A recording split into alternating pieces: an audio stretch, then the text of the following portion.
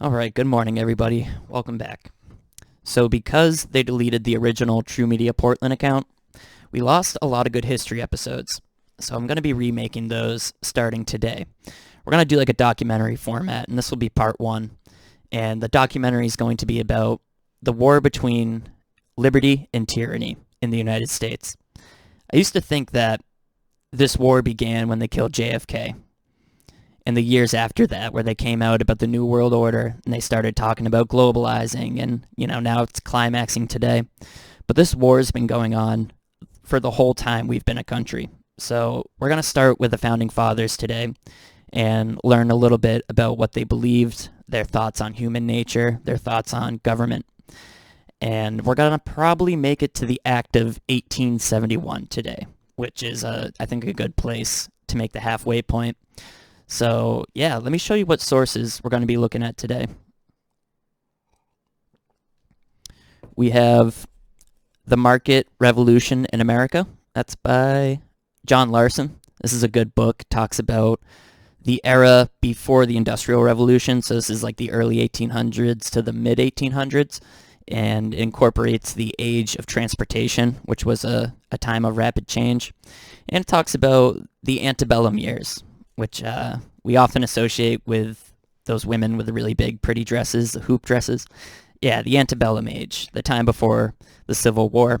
So that's a good book. We're going to be reading out of that. What else we got here? We got the Constitution and related documents, which are the Articles of Confederation, the Declaration of Independence, and of course the Bill of Rights. And the Jesuits in North America. We won't be reading from this, but we will talk about it in a moment. They're another one of those groups. Oh, there we go. We're going to be reading out of the Federalist Papers, which were written primarily by Hamilton, but James Madison and John Jay also appear there. Then we're going to be reading a book called The American Past, Conflicting Interpretations of the Great Issues, Volume 1. And today we're going to focus a lot on Alexander Hamilton. We also have a Masonic Bible right here. It's quite the oxymoron, right? And lastly, we have Proofs of a Conspiracy Against All Religions and Governments of Europe, carried on in the secret meetings of Freemasons, Illuminati, and reading societies. Okay, where to begin? Well, I guess I should show you the online stuff we'll be looking at, or the computer stuff. We're going to take a look at who Hamilton is related to, of course. We're going to read from the Act of 1871, and I'll do my best to explain what that is. We're going to read from the 1831 Proceedings of the Massachusetts Anti-Masonic State Convention, as well as the 1830 New York Anti-Masonic State Convention. We're going to talk about Hamilton. We're going to look at some Masonic poses and rituals, and yeah, we got quite a lot. So I guess we should start with like an introduction. What's the argument I'm trying to make here? I'm trying to make the argument that what we're living through today isn't new. That this New World Order, this cabal, we're going to call it the cabal, that this cabal that is trying to strip us of our liberty and of our freedom, this ain't a new thing. In fact, it's existed for quite some time. And I also make the argument that this goal is one of the sole purposes of groups like Freemasonry and groups like the Jesuits. And we're going to do that by reading primary sources, secondary sources, and just, talking our way through American history. So I guess where to start is to give you a little description of these groups. So what we're going to read from first, just a little bit. We're not going to focus on this book, but it's a great book. Kessinger Publishers. They take rare prints and they'll print them for you if you order it. Okay, this one is, I got to move this giant Masonic Bible. Oh, wow. There we go. Proofs of a Conspiracy Against All the Religions and Governments of Europe, in the secret meetings of Freemasons, Illuminati, and reading societies, collected from good authorities, by John Robinson, A.M. I think John Robinson, I think A.M. means accepted Mason. I think he's a Freemason, which is kind of ironic. But as we've learned from our cemetery adventures, it seems like everybody was a Freemason back then up through the 1800s. Okay, let's go ahead and pull up this page for you. There we go. You can disregard the poses on your screen. I'm just going to be reading a paragraph out of this, and it's from chapter 1, which is Schisms in Freemasonry. He's making the argument that through the 1700s, Freemasonry broke into a lot of different schools. And it first of all was opened up. I guess I should explain that. So there was a time when Freemasonry actually had a lot of Masons in it, right? And during the Enlightenment, the Illumination period, right, the Age of Reason, Freemasonry was opened up to more and more people, and lodges were created all across Europe. This is the 1700s, and it was transformed into something that had two schools. There was regular Masonry, right? There was people who were, Masons, or people in the mechanical arts and stuff like that. And then something called speculative Masonry. And speculative Masonry is the super heady occult Masonry that we talk about all the time. And that's one example of a schism in Freemasonry. But the schisms occurred all over, France, England, these places, and they all sort of went different ways. So what we're reading right now is just a little description of the types of people who control these institutions, who control Freemasonry, who control reading societies and what we would call the Illuminati. And they're often very powerful and rich. So, quote, "But all the evils of society do not spring from the discontents of the vices..." Let me start over. "But all the evils of society do not spring from the discontents and the vices of the poor. The rich come in for a large and conspicuous share. They frequently abuse their advantages. Pride and haughty behavior on their part rankle in the breast and affect the tempers of their inferiors, already fretted by the hardships of their own condition.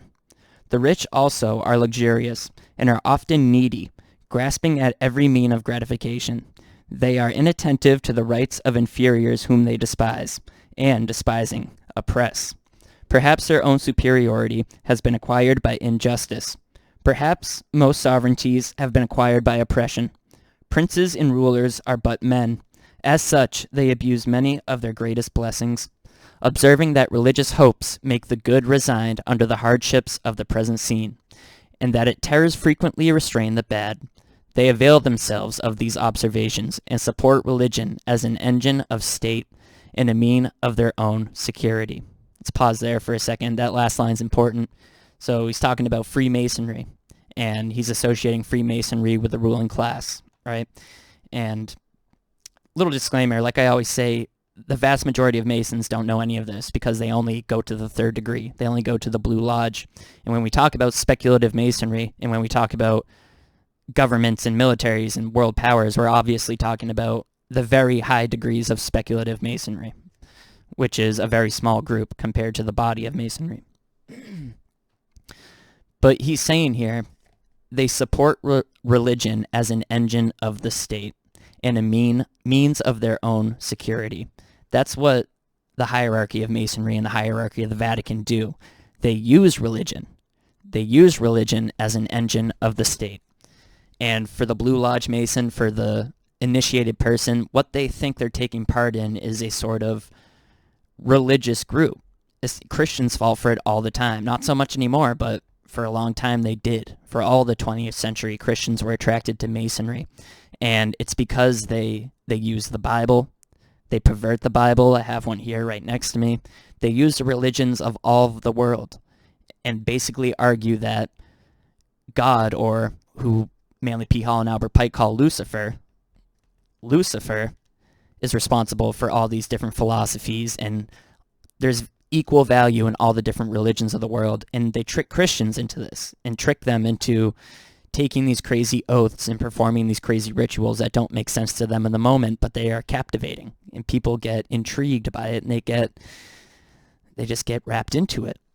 So that's how they use religion to further the state, because at the top of Masonry, the top of speculative Masonry, the 30 and 33rd degree, 31st, 32nd, etc., they have an agenda, and their agenda is of power. That's why powerful people are always Masons, and we'll take a look in a second at the Masonic Bible, which proudly displays all the Masonic presidents. And this upper echelon not only do they use religion, but they use every religion. Every degree is associated with a different religion, for the most part. So the top part of Masonry uses every religion in the world to trick people into doing their will, to trick people into guaranteeing the security of the top parts of Masonry. And I'll read that line once again that we're discussing, then we'll continue. They avail themselves of these observations and support religion as an engine of the state and a means of their own security. Let's continue. But they are not contented with its real advantages, and they are much more afraid of the resentment and the crimes of the offended profligate than of the murmurs of the suffering worthy. Therefore, they encourage superstition and call to their aid the vices of the priesthood. The priests are men of like passions as other men, and it is no ground of peculiar blame that they also frequently yield to the temptations of their situation. They are encouraged to the indulgence of the love of influence natural to all men, and they heap terror upon terror to subdue the minds of men and darken their understandings. Thus, the most honorable of all employments, the moral instruction of the state, is degraded to a vile trade, and is practiced with all the deceit and rapacity of any other trade, and religion, from being the honor and safeguard of the nation, becomes its greatest disgrace and curse. Language was a little rough. Let's break that down. Let's reread that last sentence, very important. Thus, the most honorable of all employments, the moral instruction of the state. Politics. So he's saying politics is the most honorable of all employments. And what he's saying is Freemasonry has degraded it to a vile trade, and it is practiced with all the deceit and rapacity of any other trade. And then he goes on to say that religion goes from being the honor and the safeguard of a nation to becoming its greatest disgrace and curse. That right there, my friends, is the Masonic agenda, wrapped up in a great sentence by, what's this dude's name again? John Robinson. You can't say it any better than that. They use religion to secure their own power, and they use Masonry to push that power forward behind the scenes. So a great book right here. And speaking of powerful Masonry, let's look at the Bible real quick. Ugh, it's not a Bible. It's blasphemy. So we're going to look at the Masonic presidents. I think this is a 1954 one, so doesn't have all of them. And it's my personal opinion, that probably every president in one way or another has been a Freemason, because Freemasonry is a giant umbrella that encompasses all sorts of different social groups, fraternities, leagues, brotherhoods, all sorts of stuff, right? So in my opinion, nobody becomes president without the yes of this group. Massive book. Oh, man. And the Bible they have here is just... I'm going to have to buy a camera stand so we can flip through it together one day. It's quite interesting, to say the least. I won't get into it right now. But let's see which presidents were open Freemasons. Interesting they'd have this at the beginning of the Bible, right? There's a little glare going on. Of course, you have George Washington, right? Then you have Thomas Jefferson. Then you have James Madison, followed by James Monroe, followed by Andrew Jackson. James Polk, James Buchanan, Andrew Johnson, James Garfield, William McKinley, good old Teddy, William Howard Taft, Warren Harding, Franklin Roosevelt, Harry Truman, and let's see. So this was printed when Harry Truman was president. Eisenhower was definitely a Freemason. JFK was definitely a Freemason. LBJ was absolutely a Freemason of the 33rd degree. Nixon, I don't know. Who's that guy no one ever... Gerald Ford, Freemason. Jimmy Carter, yes.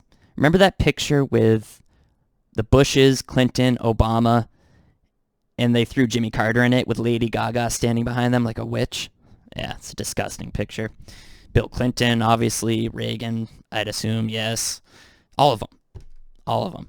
I mean, John Kerry and George Bush were part of the same fraternity at the same time, the Skull and Bones at Yale. So, I mean, literally, what are the odds? Two classmates head-to-head for president of the United States. Okay, let's talk about the first two things we looked at. We got that description of how speculative masonry at the highest degrees uses religion and government to power their agenda, right? To bolster up this fraternity that doesn't answer to any people, right? This secret brotherhood across the world. And then we looked at how in the Masonic Bible, they begin by showing you all the presidents of the United States who were Freemasons, exalting them, honoring them, basically worshiping them. And it seems kind of blasphemous to put all these men on such a high pedestal inside the Bible. Like, I get if you publish something else with it to go along with it, it's just kind of weird. So, we've established that Masonry has existed since the very beginning of our country. And we've also established that Masonry has a sinister agenda. Now, if we can accept those two premises, then we can conclude that Masonry's agenda has affected America the whole time.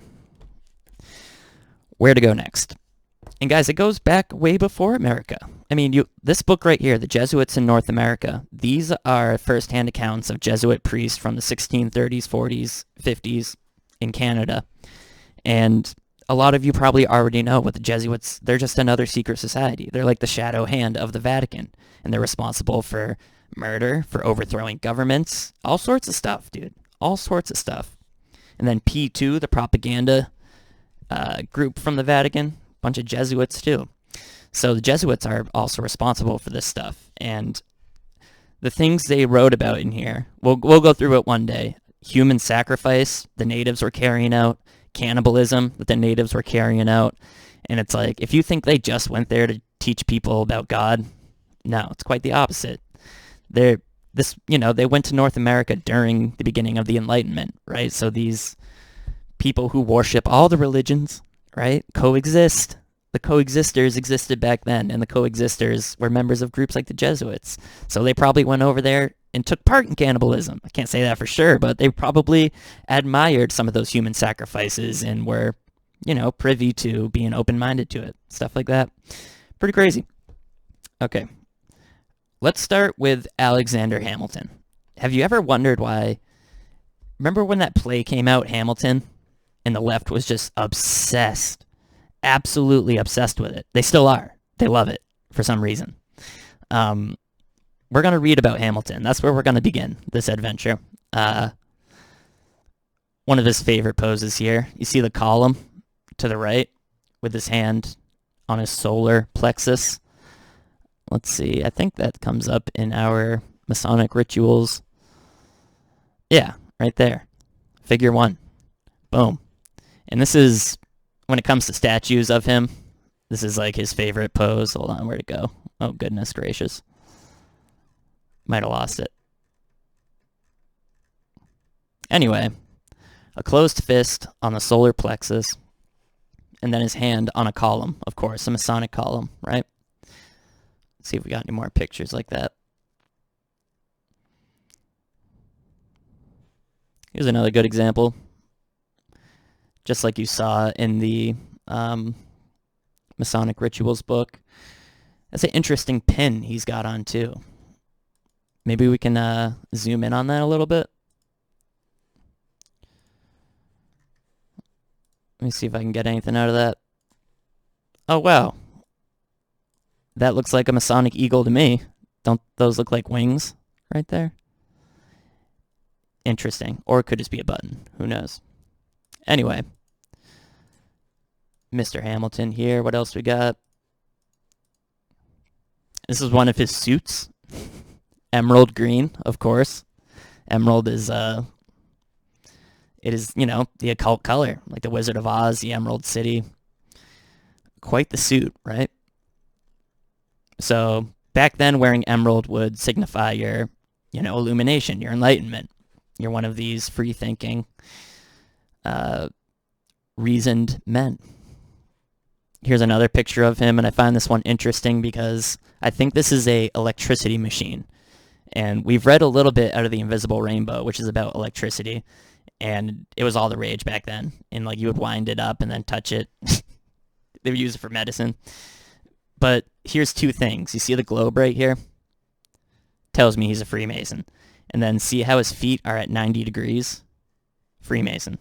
I believe this is the stance of a Master Mason, a 90-degree offshoot. And you see a lot of the Founding Fathers are always standing like this, right? Maybe we can find it in Rituals. Hold on. It should be in the beginning. By the way, this book, I might as well show you a Ritual and Illustrations of Freemasonry and The Key to Phi Beta Kappa by William Reeves. And I get most of these books. I'll have to show you the website one day. It's a Freemason website where they have a lot of these if I don't use archive.org. And you can see right here in figure 1, the 90-degree pose. Let me zoom in. George Washington always does it. See right here? 90 degrees with the 2 feet. Yeah. That's what we're seeing right here. And this was like the cool thing to do back then. That's what I've realized through my studies and through living in a place that existed back then. It was everything. It was all the rage. Like, not just Freemasonry, but fraternities and societies and brotherhoods and stuff like that. Cults, even cults, right? Think about it. It was social media. That was social media before modern technology, was these societies. And, you know, they attracted people by having the most heady rituals, by having the most ancient knowledge. You know what I mean? Must have been fascinating to live back then. Over at famouskin.com, Alexander Hamilton is related to like over 5,000 prominent people. John Napier, the mathematician and inventor of logarithms, was his great-grandfather, fourth great-grandfather. King after king after king after queen after king, the Roosevelts, the Delanos, even his fellow founding fathers, they're all, you know, loosely related. So once again, just like Fritz Springmeier writes in his book, Bloodlines of the Illuminati, all these people are interrelated. Remember when you were in school as a kid and they used to teach you how the kings and queens needed to, you know, keep it in the family so they could keep their power? Well, that was literal. That was true. And it's true of all power. They always keep it within the bloodline, which is kind of gross, but apparently it works because they've got all of us under the boot. What else we got on Hamilton? And the last clue I need to show you that Hamilton's a Freemason is his grave, of course. It's an obelisk. Not only is it an obelisk, it's the top of the obelisk, signifying the boy was a 3-3. Yeah, absolutely. Look at this. Absolutely a Mason of the highest order. The capstone of an obelisk. The pyramidion of the obelisk. Pretty cool, right? There you go. You know, Google image sucks. They only show you small, fuzzy images these days. There we go. There's a good one. Pretty cool. Not sure where it is. Anyway, let's read from this book right here. This is called The American Past, Conflicting Interpretations of the Great Issues, Volume 1. It was my granddad's book. He taught history for a long time.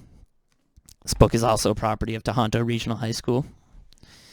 Now, we're going to be reading, let me show you the publication page.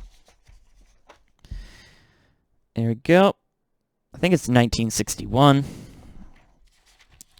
And we're going to be reading specifically about Hamilton. Those lefties love Hamilton. Yes, they do. What was Hamilton all about? Okay. Let's see here. During the first weeks of the convention, Hamilton was mostly a silent member. He listened to various proposals, including those that provided a mere patching up of the Articles of Confederation, instead of a new constitution. He was increasingly depressed as the delegates, still state-oriented, at first refused to face boldly the central problem that confronted them, namely the creation of a strong national union with a totally new constitution. So in the early days, Hamilton was a proponent of the Constitution, while he had a lot of colleagues who were proponents of the states being independent, sovereign nations. That's why we kind of met in the middle, right? So the states are independent, sovereign nations, but we're in a loose agreement with, all the other states to form the republic. Let's go on. Hamilton finally lost patience with what he thought was mere shilly-shallying, and one day he rose and delivered a major speech in which he cut across all those currents of doubt and bluntly focused attention on the political realities as he saw them. James Madison, in his Journal of the Convention, thus briefly summarized Hamilton's long and brilliant speech. So this is a direct quote from Madison. Quote, "This view of the subject almost led Hamilton to despair that a republican government could be established over so great of an extent of American territory. He was sensible, at the same time, that it would be unwise to propose one of any other form. In his private opinion, he had no scruple in declaring that the British government was the best in the world, and that he doubted much whether anything short of it would do in America. He hoped gentlemen of different opinions would bear with him in this, and begged them to recollect and change of opinion on this subject, which had taken place, and was still going on. It was once thought that the power of Congress was amply sufficient to secure the ends of their institution. The error was now seen by everyone. The members most tenacious of republicanism were as loud as any in declaiming against the vices of democracy. This progress of the public mind led him to anticipate the time when others would join in the praise bestowed by Mr. Necker on the British Constitution, namely, that it is the only government in the world which unites public strength with individual security." End quote. So when Madison's describing Hamilton's first speech, remember Hamilton was in the back sleeping, waiting for his moment. Hamilton gets up there and he's like, the British government is the best form of government in the world. The monarchy with a parliament. The very people we were about to go to war with, Hamilton was saying we should make that kind of government. Let's continue. This is going back to the 1961 author. Much of Hamilton's reputation as a reactionary derives from this particular speech at the convention. In the course of it, and secure in the feeling that he was protected by the secrecy that covered the proceedings and debates, he uttered many sentiments which, while familiar doctrine to his upper-class contemporaries, are shocking to democratic American ears today. So what you're about to hear is Hamilton's actual words and what he actually thinks about the people. This is pretty funny. And let's point out the line that says, these sentiments were familiar doctrine to his upper-class contemporaries. What does that tell you? It tells you that what Hamilton's about to say is how all these guys feel, because they live in a separate world. They really do. All these guys were Freemasons. Okay, let's see. Yes, this is going to be shocking to democratic American ears today. It was in the Constitutional Convention that Hamilton used the expression, quote, Take mankind in general. They are vicious, end quote. He also remarked, quote, the voice of the people has been said to be the voice of God, and, however generally this maxim has been quoted and believed, it is not true to fact. The people are turbulent and changing. They seldom judge or determine right, end quote. Alexander Hamilton, the one the lefties love so much that they had to make a Broadway play about him, and they're still orgasming over it today. Alexander Hamilton believed that the people were too turbulent to govern themselves. Too turbulent and changing. They seldom judge or determine right. Remember, these are the beginning debates, the Constitutional Convention. These are the debates that would set the course for the future. And, you know, a fair amount of these guys wanted the states to be sovereign and to just be allied with one another and to govern themselves as they see fit. And when you read the Federalist Papers, you know, a big portion of this book is Alexander Hamilton saying, you can't do that. And we'll read a little bit out of it. He's saying that that's inevitably going to lead to war. Look at the rest of the world. Nations never can keep an alliance, blah, blah, blah, over and over and over. And what he argues for in all of this is the federal government, right? An entity that controls all the states. Interesting. And I think people in general have been displeased with the federal government for a very long time, and I haven't seen one state declare war on another. You know what I mean? I've never seen states argue. I mean, they argue in Congress a little bit, but you know what I mean? I think it's quite shameful for Hamilton to assume that people can't govern themselves. It's not cool. Let's continue, though. These are indeed extreme statements, uttered in the heat of oratory. As Martin Van Buren comments in his autobiography, Hamilton, quote, absorbed in the egotism and vanity which have been the lot of great orators in all ages, end quote, blindly threw himself, quote, headlong upon the convention and recklessly proclaimed sentiments at variance with what experience has since shown to be the riveted feeling of the American people, end quote. Standing by themselves, Hamilton's utterances in the convention would condemn him as a hopelessly narrow politician, unworthy of consideration as a leader of men in a republic. But, in proper context, they merely underline a well-reasoned and consistently held political philosophy, although one that was voiced without tact and without regard for general public opinion. Basically what he's saying is that Hamilton sticks to his guns when it comes to his beliefs on human nature. And that screams Freemasonry, right? Because Freemasonry, all of these ideas that Hamilton is saying that man can't govern themselves, these are all Enlightenment, Age of Reason, Freemasonic ideas. One may reject Hamilton's view of mankind and his theory of political society as too Hobbesian. What's Hobbesian? Thomas Hobbes. He was a philosopher. He's like the antithesis of John Locke. John Locke was a liberty lover, and Thomas Hobbes believed that man was born a savage. I believe John Locke said that man's born a blank slate, tabula rasa. And his contemporary Hobbes, he said man's born a savage. And Hobbesian beliefs are a part of Masonry, right? Like you have to ascend through the degrees to be a good man, to put it simply. Okay, that's why they take blood oaths to protect one another. That's why a Freemasonic judge will let a Freemasonic criminal go. Stuff like that. That's the reality of the world we live in. Okay. But one must grant him that he did have a clearly defined philosophy, which had the merit of candor, and which he had the courage to proclaim and defend.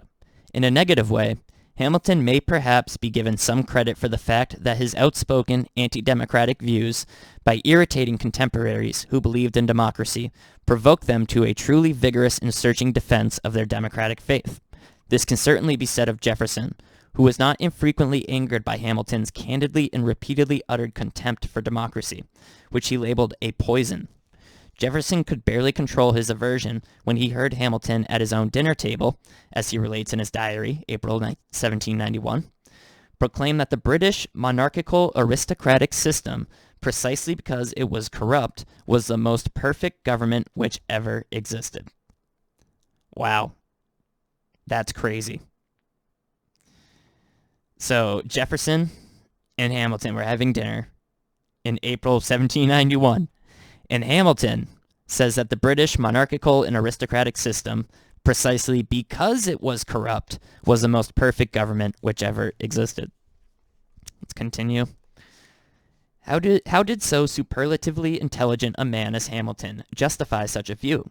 He did so on the basis of what he conceived to be psychology, his political philosophy, and what do we call psychology as? Witchcraft. Let's continue. His political philosophy, which also shaped his economic principles and policies, was based on a firmly held view of human nature.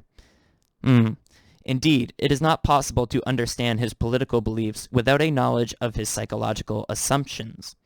For central to Hamilton's thought was a conception of man as a corrupt and selfish animal, motivated by the worst passions, such as greed and selfishness. Quote, the passions of avarice, ambition, interest, end quote. He told his fellow delegates at the Constitutional Convention, quote, govern most individuals and all public bodies, end quote. Not a tactful observation under the circumstances, but a truly Hamiltonian one. So, this guy clearly, just reading these 2 pages so far, we get the sense that Hamilton doesn't exactly agree with a lot of the founding principles of our country, specifically self-governance. And he is absolutely Hobbesian. He believes that man, that was a quote. He believes that man was corrupt and a selfish animal, motivated by the worst passions. Not him, though. You know, not the enlightened, not the members of the brotherhood, the society, right? Not the upper class. It's exactly what they still believe today and what they've always believed. Okay. Here, of course, is the crucial idea on which Hamilton parted company with Democrats, then and forever. For underlying the democratic belief is confidence in the virtue and potentialities of the average human being, as well as, according to the Jeffersonians, in his perfectibility through education and other means. Without such an assumption about human nature, democracy, or any other polity that calls for even a limited amount of self-government, becomes impossible and, in fact, a contradiction in terms. For how can the corrupt and the selfish be expected to rule with any prospect of success or stability? Wow. That's very interesting. So it's not that Hamilton's wrong with what he's saying. You know, that I think that's kind of true to an extent. People are kind of savage. But he's separating people into a caste system, C-A-S-T-E, a social caste system, where there's a ruling class. That's what he wanted. There needs to be an all-powerful federal government.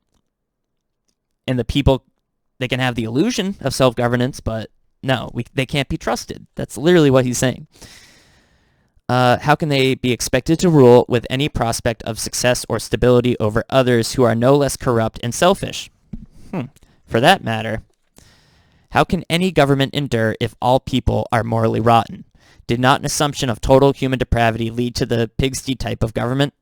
As Jefferson, probably thinking of Hamilton and his followers, put it in his first inaugural address, quote, sometimes it is said that man cannot be trusted with the government of himself. Can he then be trusted with the government of others?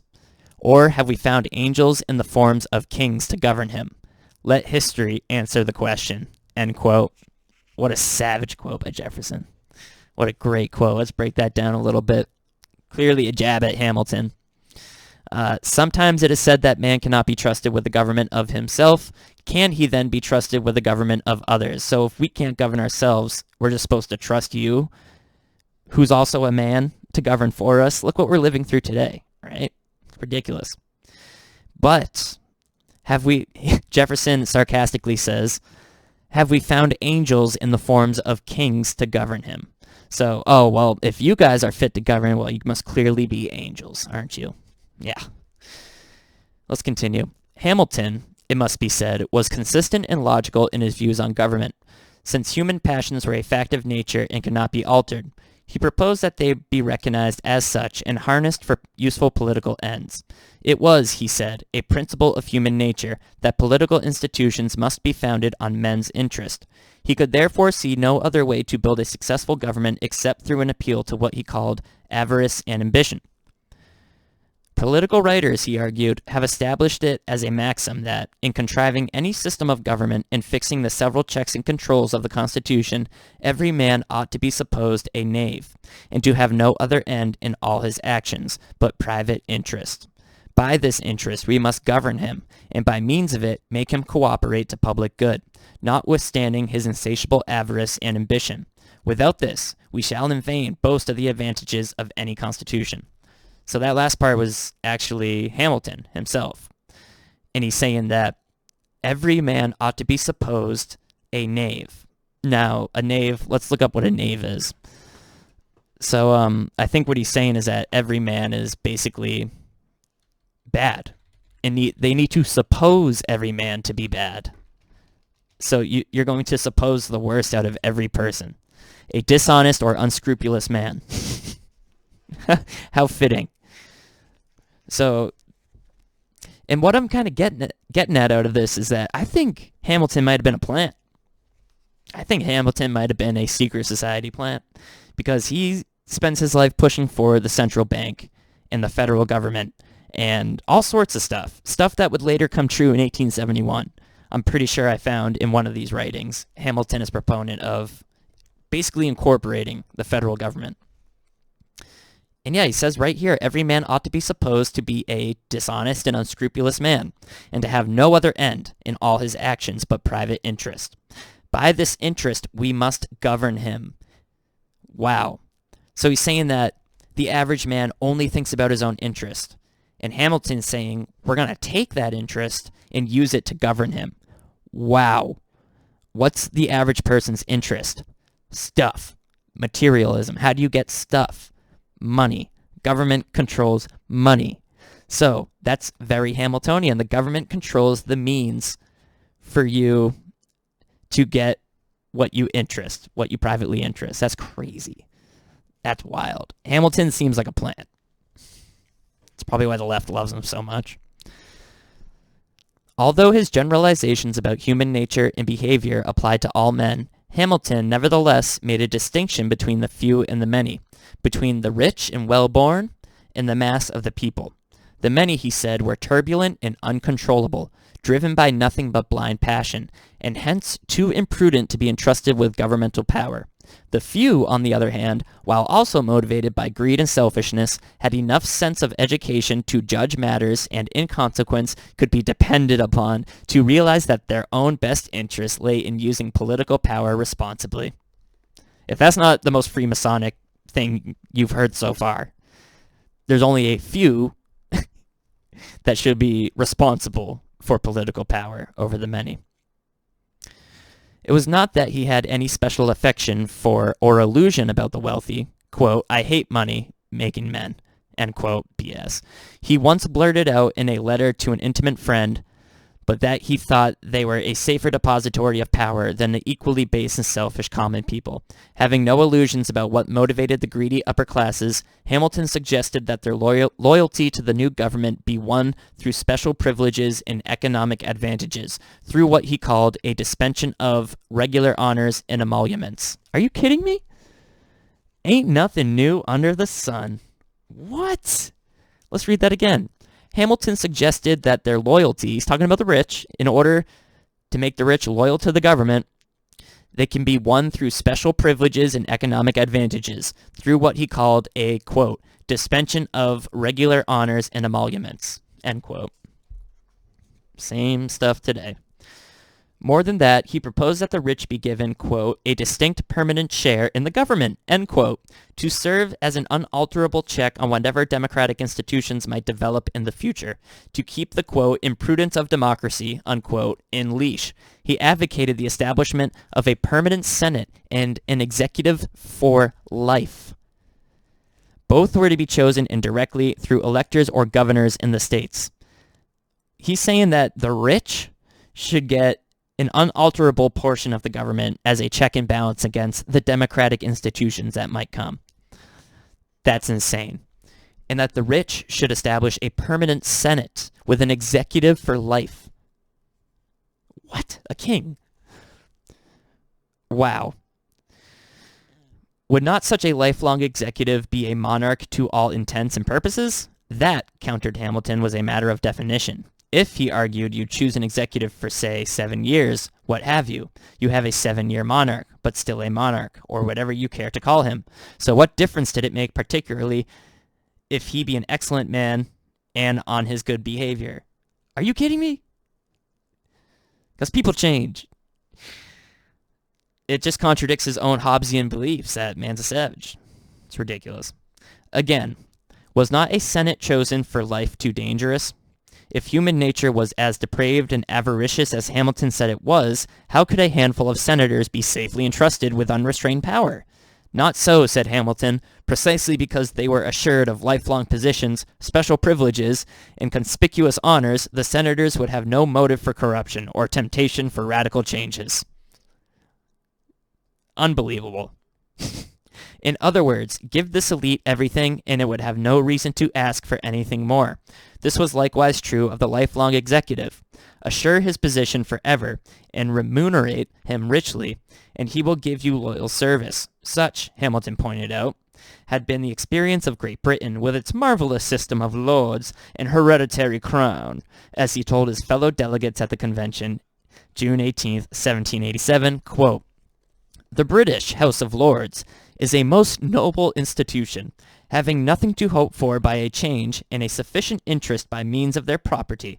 In being faithful to the national interest, they form a permanent barrier against every pernicious innovation, whether on the part of the Crown or Commons.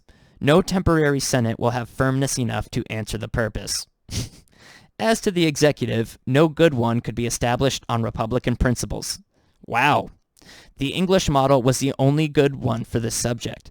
The hereditary interest of the king was so interwoven with that of the nation and his personal emoluments so great that he was placed above the danger of being corrupted.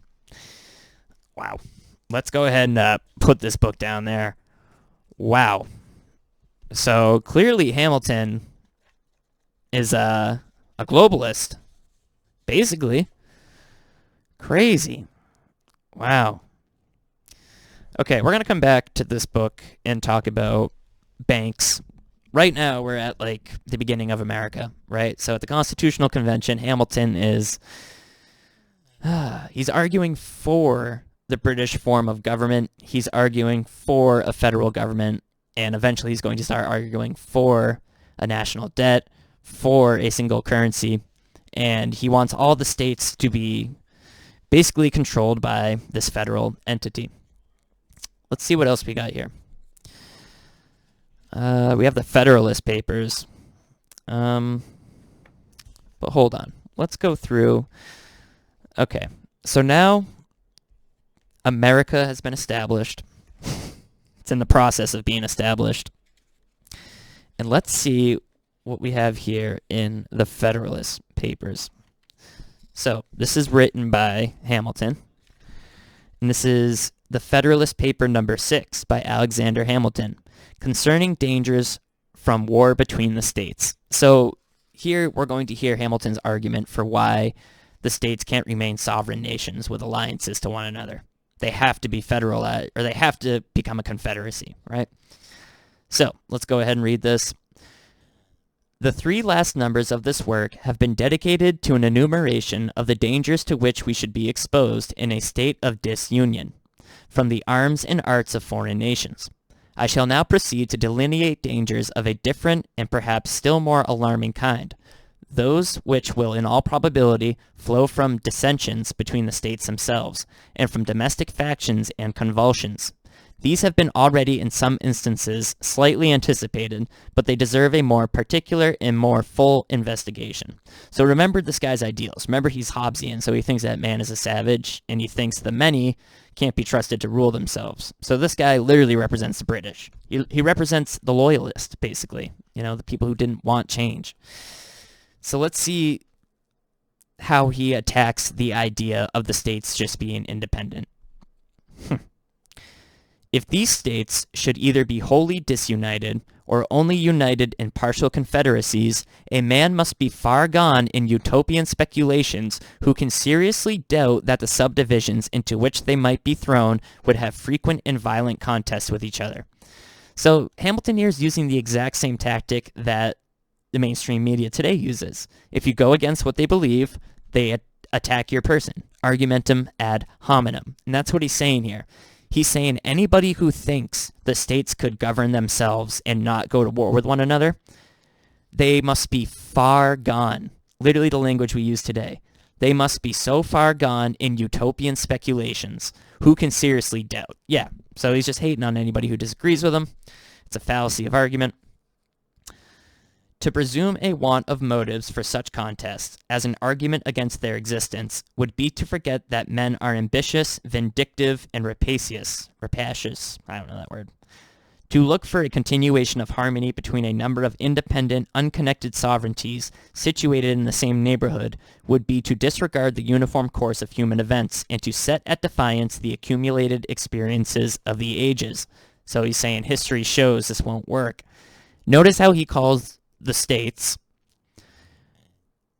He says independent, unconnected sovereignties situated in the same neighborhood. Well, I don't think anybody was intending for them to be unconnected. I think the point was for them to be very connected so that the people were as if they were living in one society, but with regional power so that people in the South and people in the North can do what they want and the country doesn't have to go to civil war. Okay. The causes of hostility among nations are innumerable. There are some which have a general and almost constant operation upon the collective bodies of society. Of this description are the love of power, or the desire of preeminence and domination, or dominion, the jealousy of power, or the desire of equality and safety. There are others which have a more circumscribed, though an equally operative influence within their spheres. Such are the rivalships and competitions of commerce between commercial nations. And there are others, not less numerous than either of the former, which take their origin entirely in private passions, in the attachments and entities, interests, hopes, and fears of leading individuals in the communities of which they are members. Men of this class, whether the favorites of a king or of a people, have in too many instances abused the confidence they possessed, and assuming the pretext of some public motive, have not scrupled to sacrifice the national tranquility to personal advantage or personal gratification. Once again, he's saying, like the few and the many, he's saying if all of these states remain independent, then the many will get too much power, and they won't be able to put the nation's tranquility before their personal advantage and gratification. So he's saying that, no, there's not enough of us to let all the states govern themselves, because we, Alexander Hamilton and the guys I drink beers with, are the only ones capable of governing correctly. That's literally what he's saying. Interesting, right? Let's see. But notwithstanding testimony experience. Let's read another paragraph. We may ask these projectors in politics whether it is not the true interest of all nations to cultivate the same benevolent and philosophic spirit. Wow. I think that was a call for globalism. He gave a few examples from the past of what he's saying, so I skipped that. We may ask these projectors in politics whether it is not the true interest of all nations to cultivate the same benevolent and philosophic spirit. If this be their true interest, have they in fact pursued it?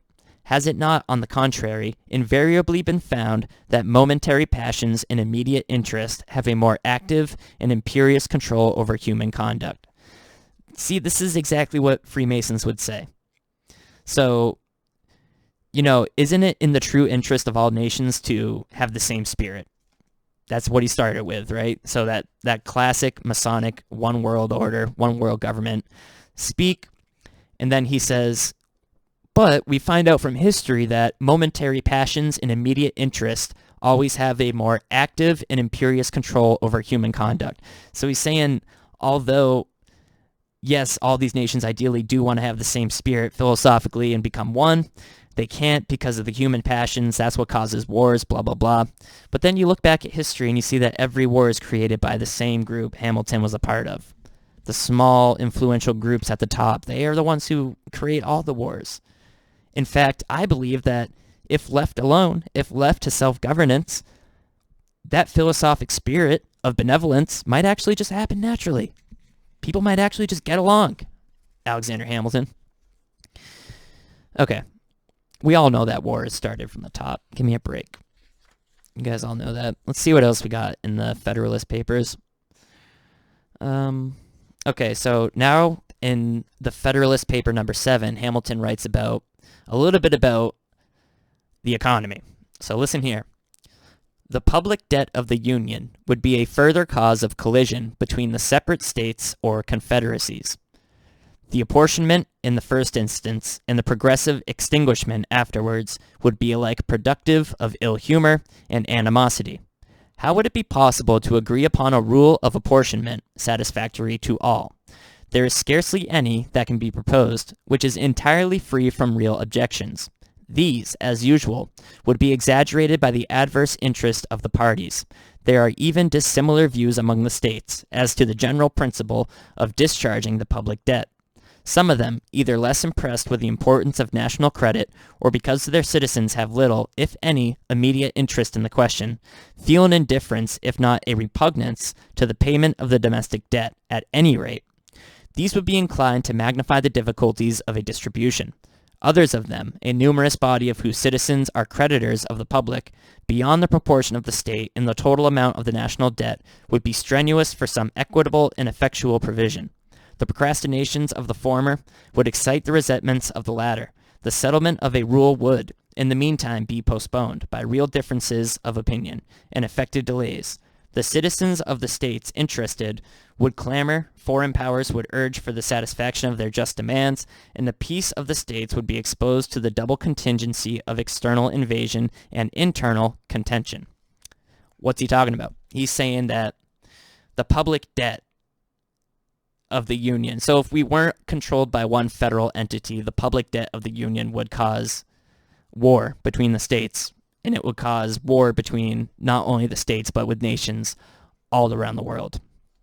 And he's saying that because in some places where there's more banks and more money, the creditors will be paying the national debt, and then other parts of the country are going to vote to not pay any of the national debt. And of course, once again, we cannot govern ourselves. So he's arguing that we need to have one national debt, right? But suppose the difficulties of agreeing upon a rule surmounted, and the apportionment made. Still there is great room to suppose that the rule agreed upon would, in the experiment, be found to bear harder upon some states than upon others. For example, a state that produces a much larger GDP would need to pay more to the public debt, right? Is that fair? This is what he's saying. Those which were sufferers by it would naturally seek for a mitigation of the burden. So yeah, poor people who couldn't pay would ask to be, relieved. The others would as naturally be declined to a revision, which was likely to end in an increase of their own encumbrances. The refusal would afford to the complaining states a pretext for withholding their contributions, too plausible not to be embraced with avidity. And the noncompliance of these states with their engagements would be ground for a bitter dissension and altercation. If even the rule adopted should in practice justify the equality of its principle, still delinquencies in payment on the part of some of the states would result from a diversity of other causes. The real deficiency of resources, the mismanagement of their finances, accidental disorders in the administration of the government, and, in addition to the rest, the reluctance with which men commonly part with money for purposes that have outlived the exigencies which produce them, and interfere with the supply of immediate wants. Delinquencies from whatever causes would be productive of complaints, recriminations, and quarrels. There is, perhaps, nothing more likely to disturb the tranquility of nations than their being bound to mutual contributions for any common object, which does not yield an equal or coincident benefit. For it is an observation as true as it is trite, that there is nothing men differ so readily about as the payment of money. So he's making some good points there. He's saying that unless the whole territory is controlled by one entity, you're never going to get separate states to pay their fair share. And, certain states are always going to have to foot the bill. Other states won't be able to pay. It's just going to cause dissension. So that makes sense. What's the solution, though? The solution is to have this federal government, this government that oversees all the governments of these states, right? That would be the solution, and it's what we have today. It's absolutely what we live under. So right off the bat, you can tell that Hamilton is no different than your modern day Obama. You know what I mean? And it makes perfect sense that the left loves that play. I've never seen it. Okay, so we've established that the Founding Fathers were all members of these different societies, and we've established that the creation of the United States of America was not smooth. There was dissenting opinions, and one of those opinions, specifically that of Alexander Hamilton's, was one of pro-monarchy, pro-national debt, pro-central banking, pro-empire building. And some of the stuff we heard in this first thing we read about what he was saying behind closed doors, behind the secrecy of the convention, because people at first didn't get to know, the things he was saying about people were completely Hobbesian. We identified that man is a savage, these people can't govern themselves, etc. Very similar to the type of person who's trying to take our freedoms away today. Exactly the same.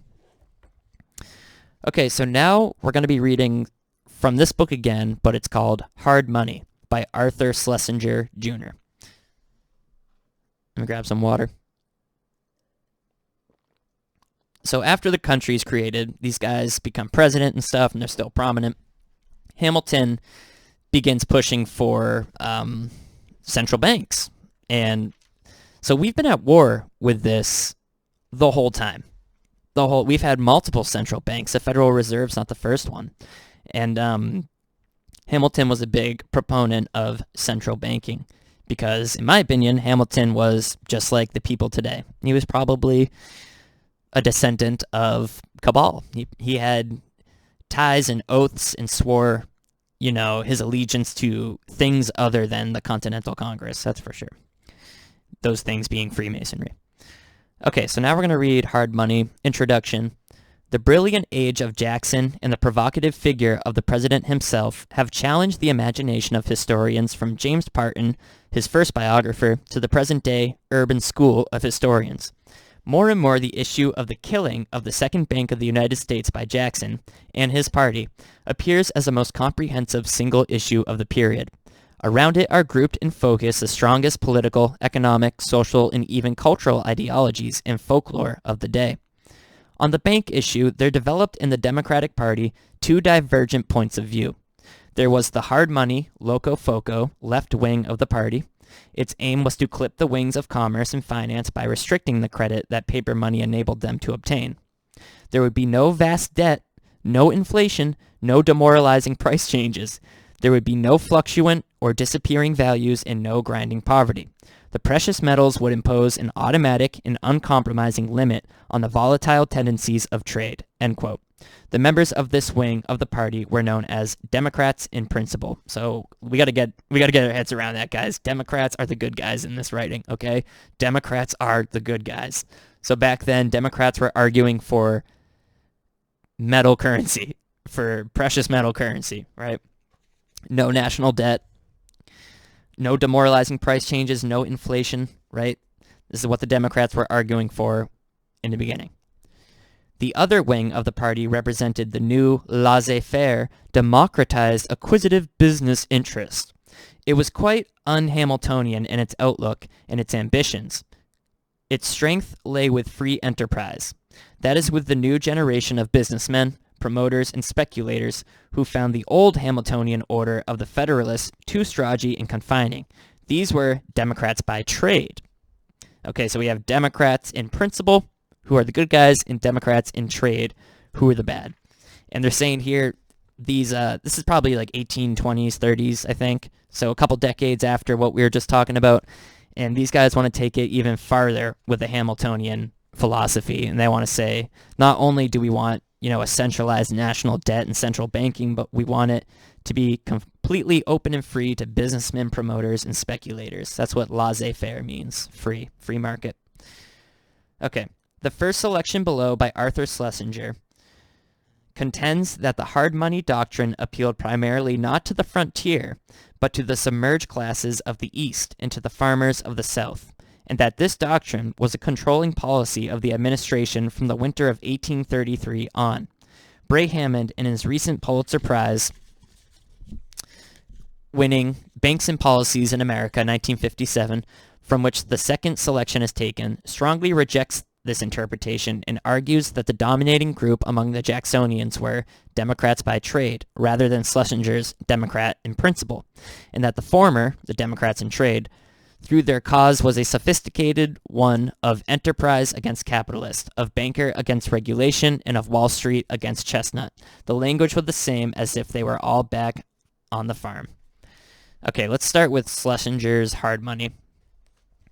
And we're just going to be learning a little bit about the battle between central banking and democratic in principle banking, the hard money banking. Okay, the determination which enabled Jackson to resist the hysteria of panic came basically from the possession of an alternative policy of his own.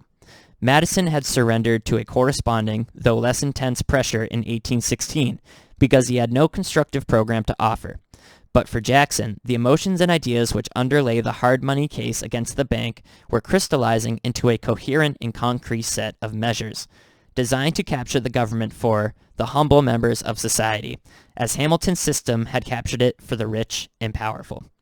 Once again, Hamilton, the central bank guy. And who do you think really owned those central banks? The same people who do today, the Rothschilds, all those powerful European families. Hamilton was an agent for them, I believe, trying to establish and successfully establishing central bank in the U.S. Jackson, Andrew Jackson, our guy on the 20, he wanted to seize that power and give it back to the humble members of society. He wanted to go back to a debt-free, hard money, coin, precious metal currency.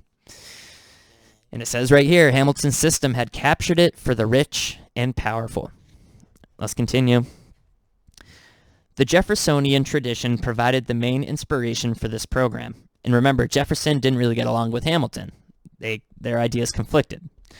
The Virginia condemnation of paper money, pronounced by Jefferson, formulated profoundly by Taylor, kept pure and uncompromising by Macomb and Randolph, had passed on as a vital ideological legacy to Jackson.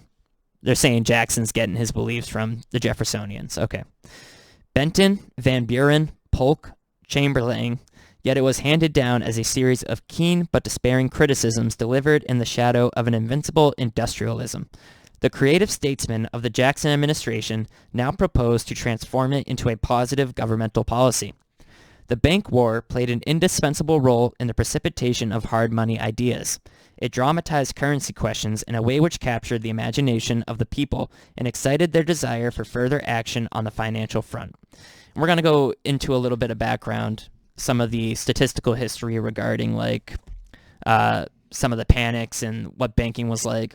We'll explain it after this one. Okay. It enlisted the enthusiasm of intellectuals, stimulating them to tighten class lines, and the new bitterness of feeling sharpened the intellectual weapons. Above all, the bank war triumphantly established Jackson in the confidence of the people. Their faith in him had survived ordeals in one vivification. Thereafter, when faced by a choice between Jackson and a cherished policy, most of them would choose Jackson. The effect of this mandate was particularly to sell the West on an intricate economic program, which many Westerners did not understand and which ran counter to their preconceptions. The uncertainty about the West had postponed the avowal of the hard money system. The veto message, written by three men of known hard money convictions, Jackson, Taney, and Kendall, suppressed mentions of the doctrine, as if by main force. But the election of 1832 increased Jackson's confidence. He could have lost the entire West and still have broken even with Clay, but he carried the whole West except for Kentucky. He now felt certain of vigorous national support, and also of probable Western support, even for his economic ideas. Not all the West would follow, of course, and even three leaders from his own state turned against him on the currency question. His old friend Hugh Lawson White, young and able John Bell, and the picturesque, if somewhat phony frontiersman Davy Crockett. Others of his Western supporters, like Robert J. Walker of Mississippi, were careful to disclaim any hard money leanings. But, on the whole, the magic of Jackson's name was fairly certain to win Western approval for almost anything.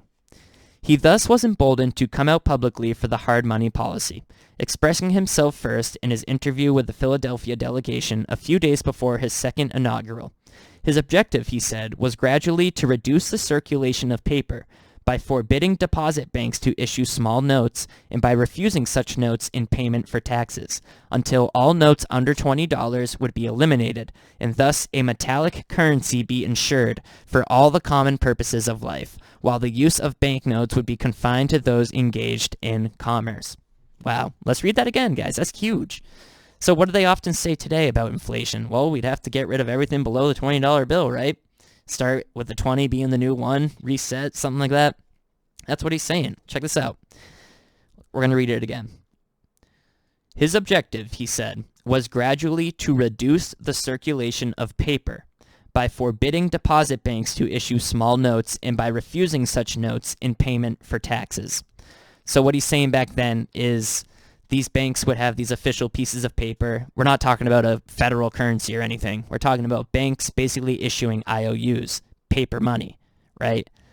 And paper money that usually wouldn't be backed up by enough hard money, so that if everybody wanted to change in their paper money, their IOUs from all these separate banks, the banks wouldn't even have anywhere near the capital to pay them.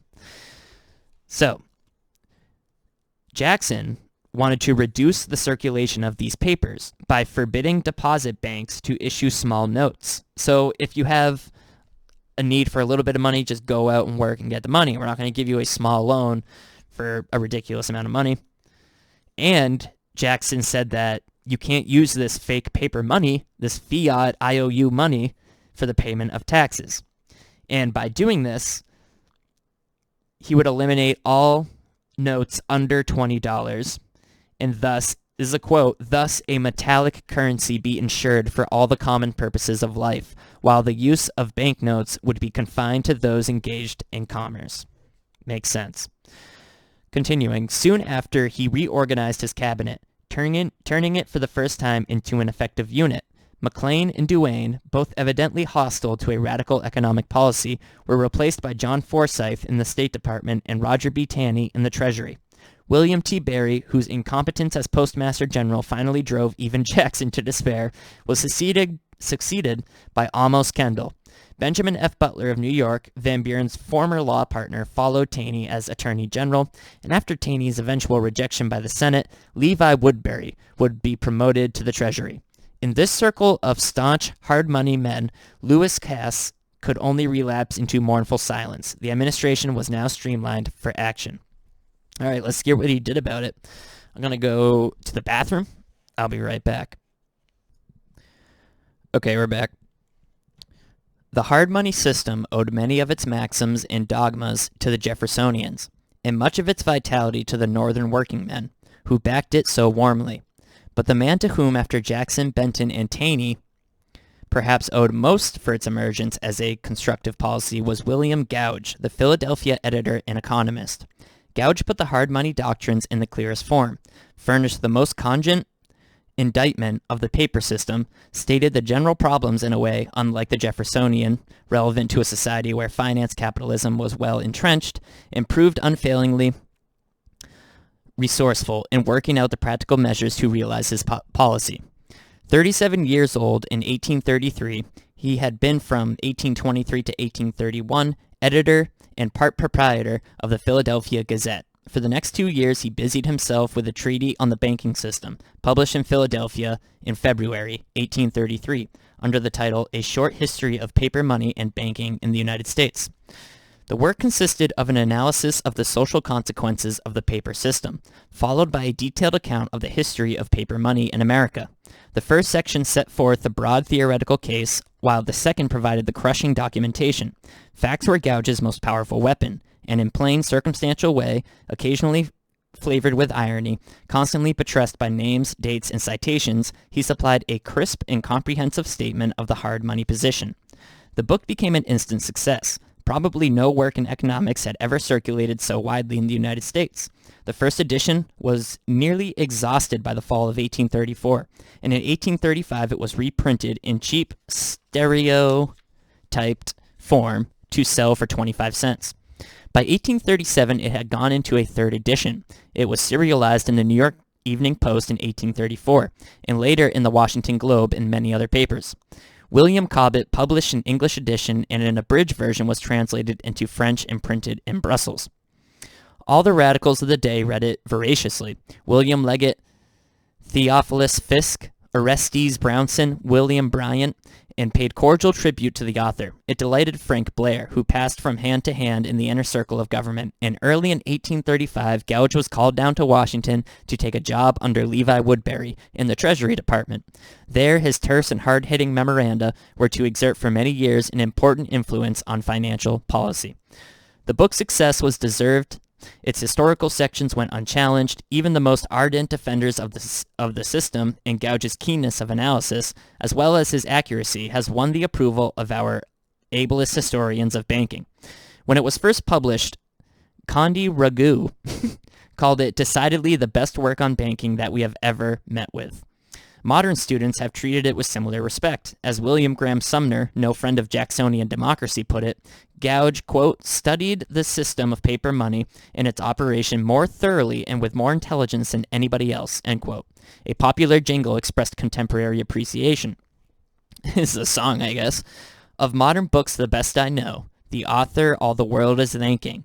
One written more for use than show. It's quaintly titled Gouge on Banking.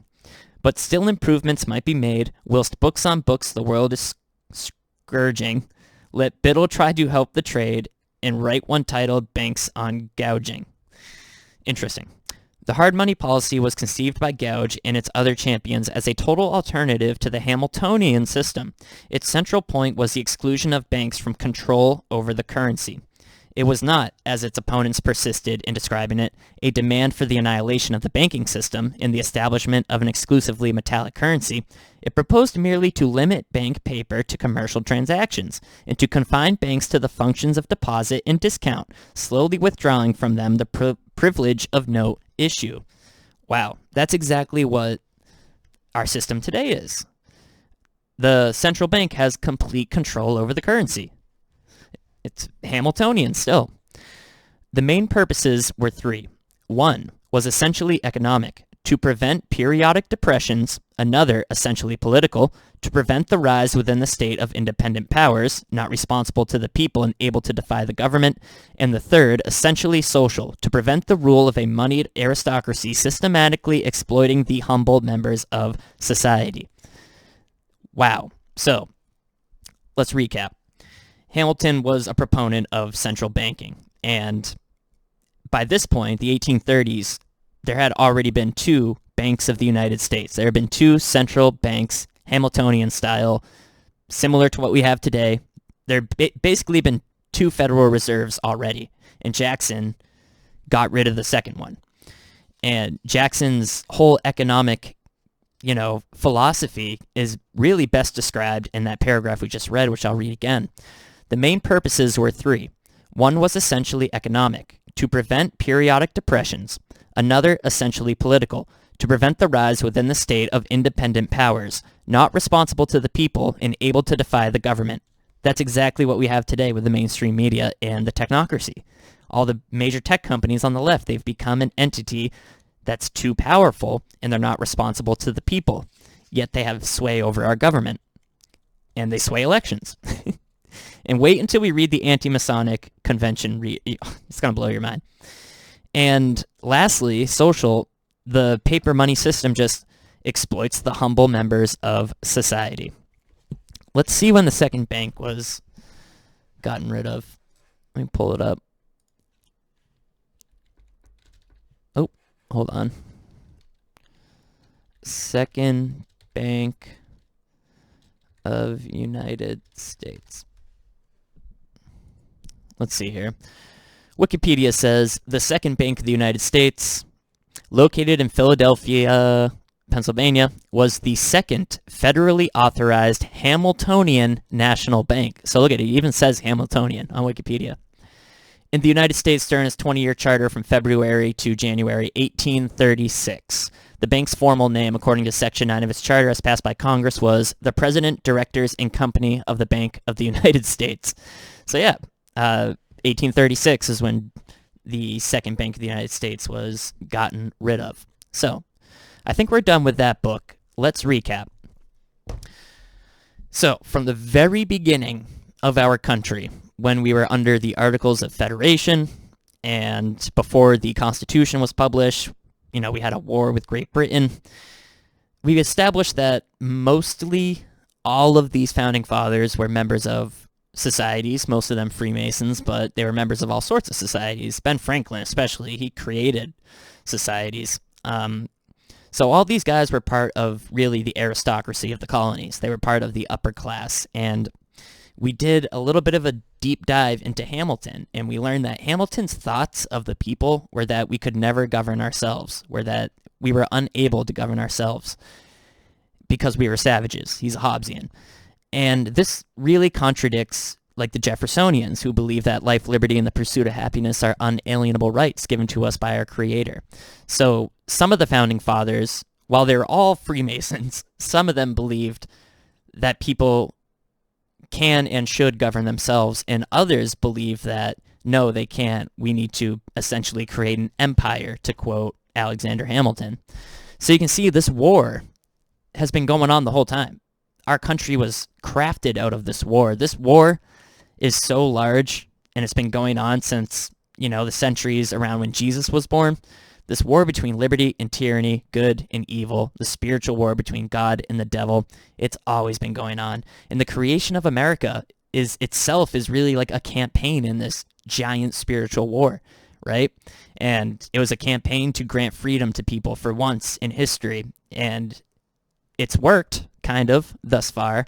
But the whole time it's been infiltrated and it's been attacked by the same globalist, tyrannical, Jesuit, Freemasonic powers that rule this world. It's really quite fascinating, right? And there are many, many, many groups that rule the world. Maybe I can show you something real quick. I'm not sure where it is in my folder of everything, but we can try to find it real quick. Cemetery, Trump, memo, random picks, maybe? Masonry, maybe? Oh, there it is. So you can see here in the structure of Freemasonry, this is from the October 1956 Life magazine. It's often regarded as one of the best public exposés detailing the inner workings, or the inner structure of Masonry ever. And in this chart, you can see that all of these different groups are under the umbrella of Freemasonry. And let me read a few off. You have the Knights Templar, the Knights of Malta, Order of the Red Cross.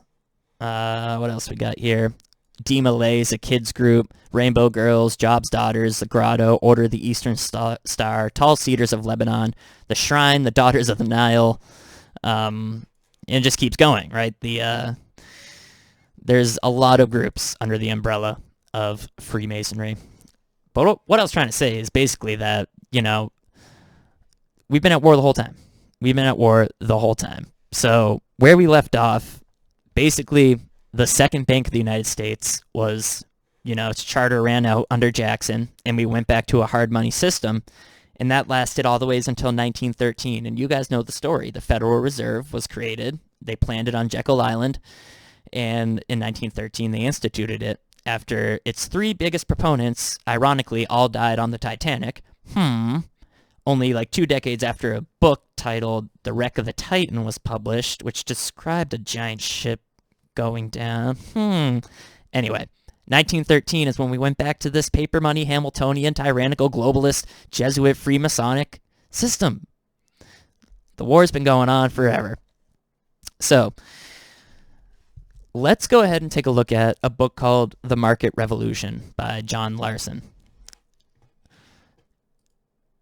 Okay, here it is. Whoop. The Market Revolution by John Larson. Shout out to Christine D., my professor from Fitchburg State, I think her name was. She was great. Love this book. I think she told me to read it. Okay, so where are we even going to start? Let's start by talking about the Bank of the United States, the first one. Okay. So, I forgot to show you the publication page. It's from Cambridge University Press. John Larson's from Purdue University. You don't really care about that page, I know. It was published in 2010. Okay. So this part's talking about Hamilton's propositions for what to do with the economy, and now we're going back to the beginnings of the country. The third proposition in Hamilton's program proved no less controversial. The Bank of the United States, conceived for the purpose of turning debt into money. This nationally chartered corporation seemed like a brilliant, or was it malevolent, solution to an age-old American problem. Chronically short of cash, the colonies turned states desperately needed a flexible currency that would hold its value across state lines, leaving gold and silver coins free to service the overseas trade. Thanks to funding and assumption, a large supply of new United States bonds stood out as premier investments for persons of means, especially if their owners actually received the promised semi-annual interest in gold. Once the value of this paper rose to par in the market, once they were as good as gold, such bonds could take the place of money in the vaults of the national bank. They use the word specie, so gold and silver, specie, I don't know how to pronounce it, so I'm just saying money. While Bank of the United States banknotes greased the wheels of commerce and stimulated economic growth. Government payments backed up by taxation guaranteed retirement of the paper, so that in 20 years the United States could enjoy a money supply many times larger than its stock of gold and silver, having benefited all from the circulation of an expanded common currency. It was a confidence game. Banking is, in a way. And so it required management by scrupulous executives. Accordingly, Hamilton placed control of his bank in the hands of private directors beyond the reach of elected politicians, who might feel pressured to encourage inflation. Such a brazen repudiation of popular governance sparked howls of protest, as did the technical fact that the Constitution authorized neither banks nor corporations. Still, the Treasury Czar rammed it through Congress, then got George Washington to sign it by promising to locate the federal capital across from his farm at Mount Vernon. Ridiculous, guys. The very first thing it says the Bank of the United States' job was to do was to turn debt into money. Think about that. Turn debt into money. It's the same thing. It's the same slavery they have us living under today. And as we go through this documentary, we're going to have to learn about the Civil War together. I've never done a deep dive on the Civil War, but no way was it about slavery. It might have been to the common man, but absolutely not. The Civil War must have been cabal versus liberty. Liberty versus tyranny, obviously. And I'm looking forward to learning that with you guys. But you can see here, Bank of the United States turning debt into money. Oh my goodness, it's crazy. Such a brazen repudiation of popular governance sparked howls of protest, as did the technical fact that the Constitution authorized neither banks nor corporations. Ridiculous, dude. So keep that in mind, because that's coming up. Keep this in mind. Listen, the Constitution does not authorize banks nor corporations. Remember that. The Constitution does not authorize banks or corporations.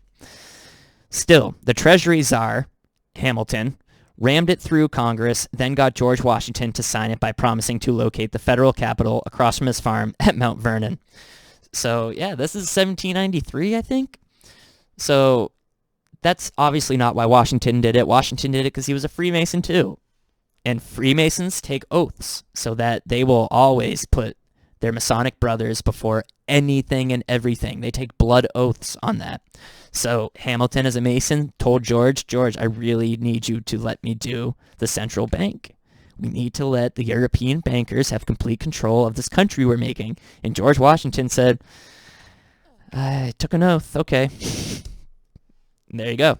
Of course, the people didn't like it. It didn't last long, and then the second one didn't last long either. But this third one, it's been here the whole time, 1913. Let's read another paragraph.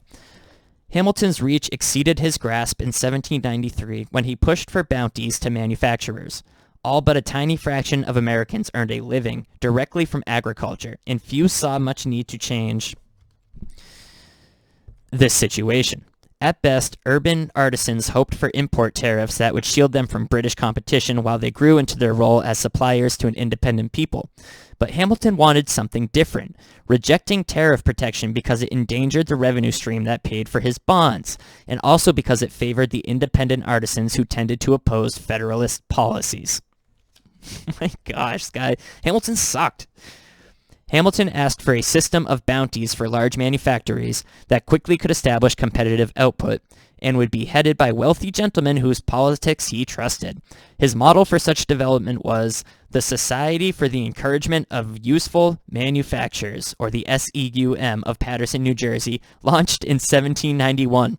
SEUM's cotton manufacturing enterprise was designed first and foremost to absorb $500,000 worth of new federal government stock, the only form of payment accepted for its shares. Foreign bank loans were intended to generate working capital, and the whole scheme may have served as much as a prop for government securities as a stimulus to cotton manufacturing. Stabilizing a securities market proved to be the central objective of Hamilton's entire fiscal program, including his support for manufacturing. Crazy. Ugh. Let's see what else we got in here. Okay, so the opposition movement led by Madison and Jefferson soon claimed the moniker Republican. So that's a cool thing to know, right? The Republican Party is formed out of opposition to the central bank and direct opposition to Freemasonry. And that's what we're going to talk about next. I just want to see what other highlighted things I have in here. Okay, let's read this paragraph. Okay. In the hands of cautious managers of high integrity, such banking practices were really quite safe. So they're talking Hamiltonian banking, fiat currency, paper money, central banking. If good men are in charge of it, it works on paper, but that's never the case. Let's continue. But there were also many ways to cheat the system and render the enterprise unstable. For instance, if stockholders purchased shares with anything other than gold and silver, the capital stock in the vaults accordingly was overstated. Right? That makes perfect sense. In notorious and oft-used schemes, directors granted themselves loans from the bank to buy their shares of stock. And when they say directors granted themselves loans from the bank, they're talking about the Bank of the United States, which we have no say in back then. You know what I mean? That's like our politicians. That's like, what's a good one? How about, what's the guy in Portland, Ted Wheeler? How about Ted Wheeler taking out a loan to put his kid through college and getting that loan directly from the Federal Reserve? That's what that's like. It's ridiculous, dude. Or getting a loan from the Federal Reserve to start a government-controlled business, basically, in his city. It's ridiculous, dude. Okay, continuing.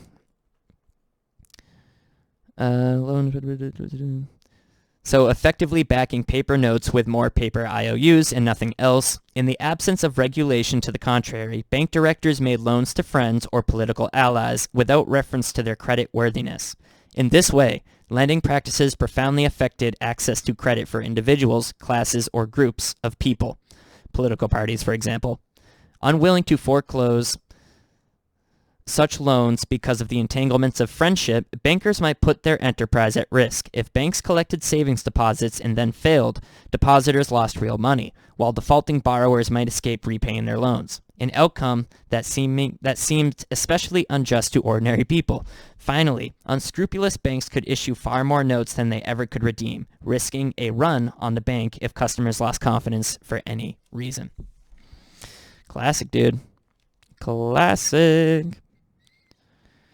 Bankers substituted generic institutional promises to pay for the private notes of merchants, severing the personal link between borrowers and lenders and erecting in its place an institution that guaranteed the value of its paper and charged a small commission for its service. Okay, next we're going to talk about the 1819 panic. Basically a run on the bank. So this is what happens when you have fiat currency central banking. Okay, it starts with a quote, "Let every Shylock leave his hole, and in the open day boldly sharpen his knife, to take the pound of flesh nearest the heart of his honest neighbor," end quote. So wrote Baltimore journalist Hezekiah Niles about news from the Bank of the United States. In August 1818, that free exchange of notes among various regional branches would be suspended.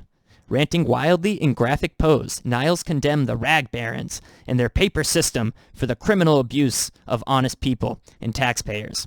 Whatever suspicions he had harbored since 1816 about the wisdom of chartering a new national bank stood vindicated now that the crooks and swindles in charge of this engine of currency manipulation had turned their knives upon the people, not just skinning as heretofore, but cutting deep at the arteries of the public body, to get blood enough at once to swim in.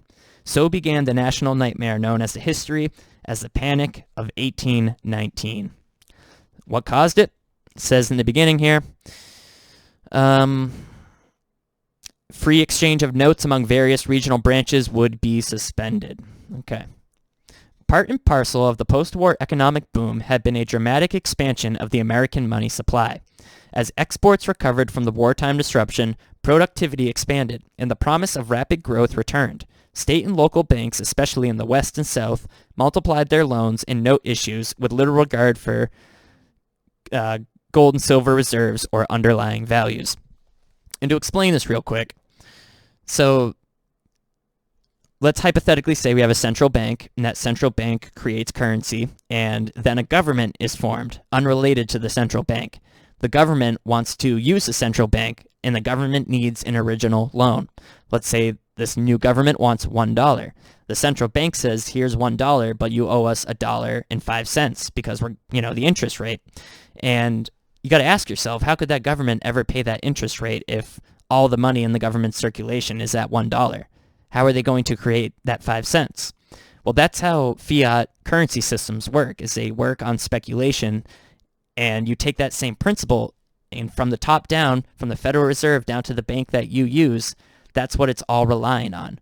So now that the government has that money, say the government gives it out to 3 banks, $1, right? Each bank gets 33 cents. But each bank now owes the government 35 cents, creating more money. And then, Joe Schmo walks into one of those banks and borrows 1 penny, and then he's going to come back and owe 1.001 pennies. You know what I mean? It's just continual creation of money out of debt. That's what they mean when they say creating money out of debt. And when things happen where everybody goes to the bank and wants to take out money, guess what? There is nowhere near enough gold or silver to give everybody the money, and your system crashes. It's perfect for globalists. It's a perfect way to build up a country and then destroy it. That's why we've been at war with central bankers the whole time we've been a country. That's why our modern historians and our modern celebrities worship Alexander Hamilton, who is clearly a POS. So much for being a founding father, right? The guy was clearly the opposite of what America was intended to be. Okay, let's continue with the Panic of 1819. Part and parcel of the post-war economic boom had been a dramatic expansion of the American money supply. We read that. As exports recovered from the wartime disruption, productivity expanded, and the promise of rapid growth returned to state and local banks, especially in the West and South. Government makes more money, trickles down to the banks, even the ones that you use, opportunity increases. They can loan out more. Interest rates go down. Okay.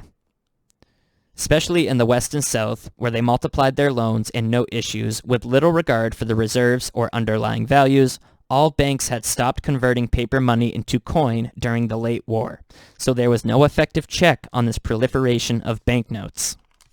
The newly chartered Second Bank of the United States was expected to bring about specie resumption in early 1817, gold and silver, but nobody had the legal authority to compel it.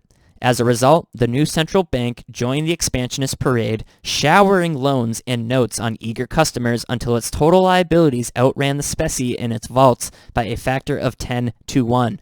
Sound familiar? 2008 housing bubble, right? Giving loans to people who don't have jobs.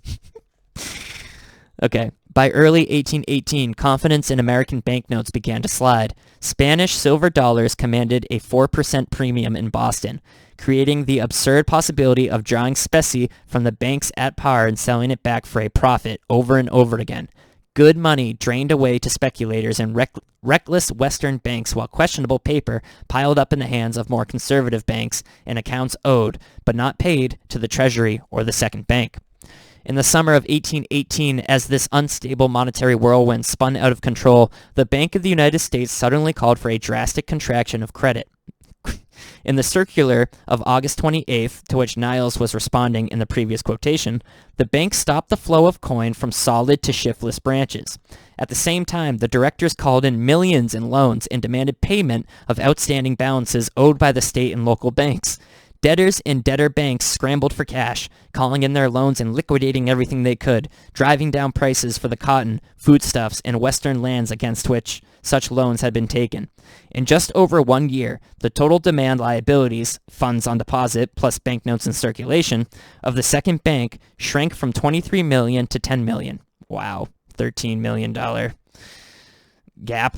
As the credit crunch rippled throughout the immature American banking system, businesses crashed to a halt, and tens of thousands of individuals watched in horror as the value drained from their assets like water through a sieve. Technically, the monetary correction may have been a good thing, considering the dangerous inflationary pressures of the day.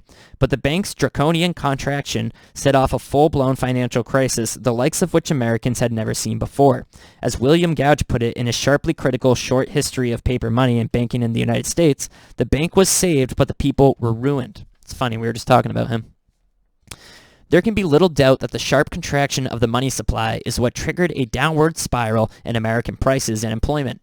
In 1816, there had been 68 million in banknotes in circulation. By January 1820, that number had dropped to about 45 million. The sudden removal of so much currency at a time when everybody needed cash to repay their debts unavoidably drove down the price of everything. Town lots in which speculation had been especially heated fell quickly by 50, 60, and 80%. Missouri Senator Thomas Hart Benton complained that the cities of the West were mortgaged to the Bank of the United States. They, quote, "They are in the jaws of a monster, a lump of butter in the mouth of a dog. One gulp, one swallow, and all is gone," end quote. Export staples such as cotton, flour, and tobacco lost just over half of their value between August 1818 and June 1819. Think about that, guys. In 1 year, exports lost half of their value. That means in 1 year, you could say your dollar went from being worth $1 to 50 cents. That means double the price of everything. Think about the grocery store. Double everything. Increase it onefold. That would be nuts. It's probably going to happen soon.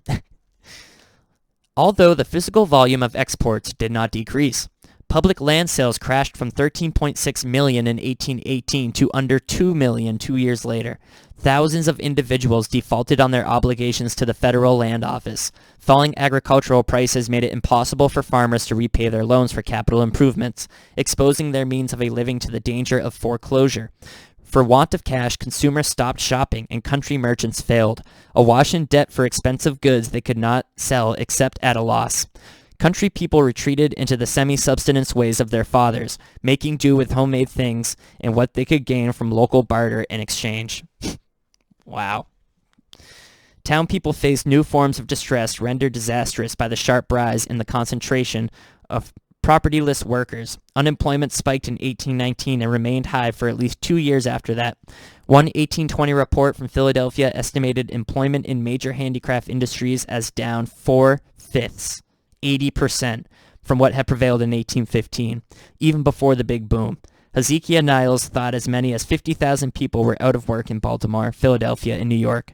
Textile manufacturers laid off thousands of workers whose families had no other means, nor even anywhere to go once evicted from company housing. It might be possible to blame real estate speculators or even overreaching farmers and planters for getting themselves into trouble, but what crime had these people committed? For the first time since independence on such a massive scale, Americans experienced widespread distress through involuntary unemployment. That is, those who would work could not find paying work to do.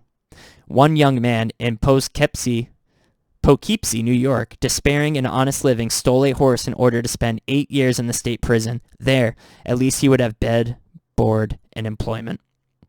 What could explain this sudden disaster in a land of plenty? People blame the banks, of course, but others saw the boom as a reckless spree by a youthful nation drunk on the promise of luxury.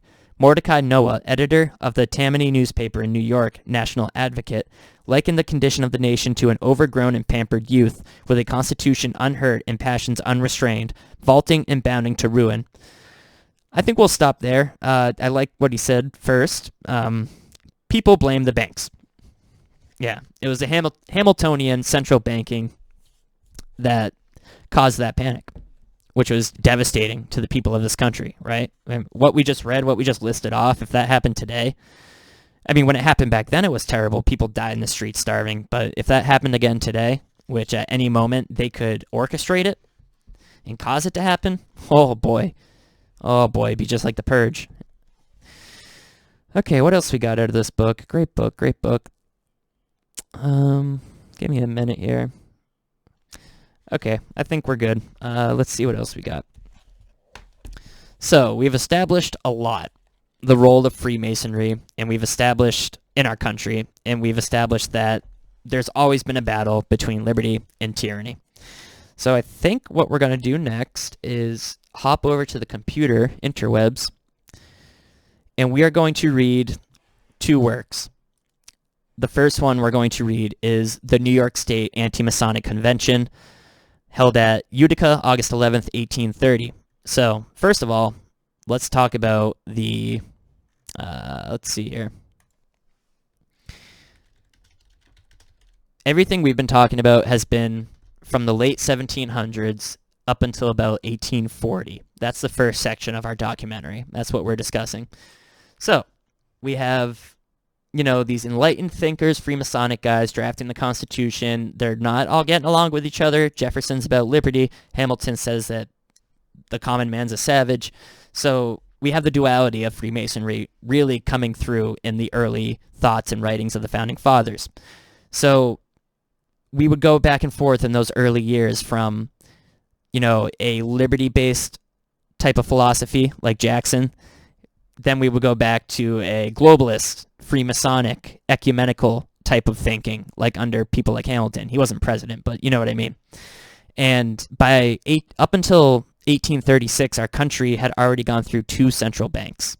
Think of that turmoil. And there were multiple panics associated with it.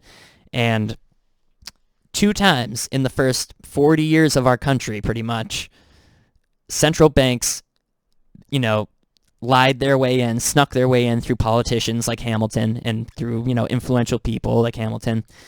And twice they were destroyed. So the second one ended in 1836, the second fiat currency, European-controlled central bank. And it ended under Jackson, the Jacksonian party, right? And Jackson was all about hard money. He was about getting this paper money out of here and going back to basing money on gold and silver. So from 1836, we actually had that form of an economy up until 1913. So from 1836 to 1913, our economy was backed by gold and silver. I want to show you a graphic real quick. Let's see. American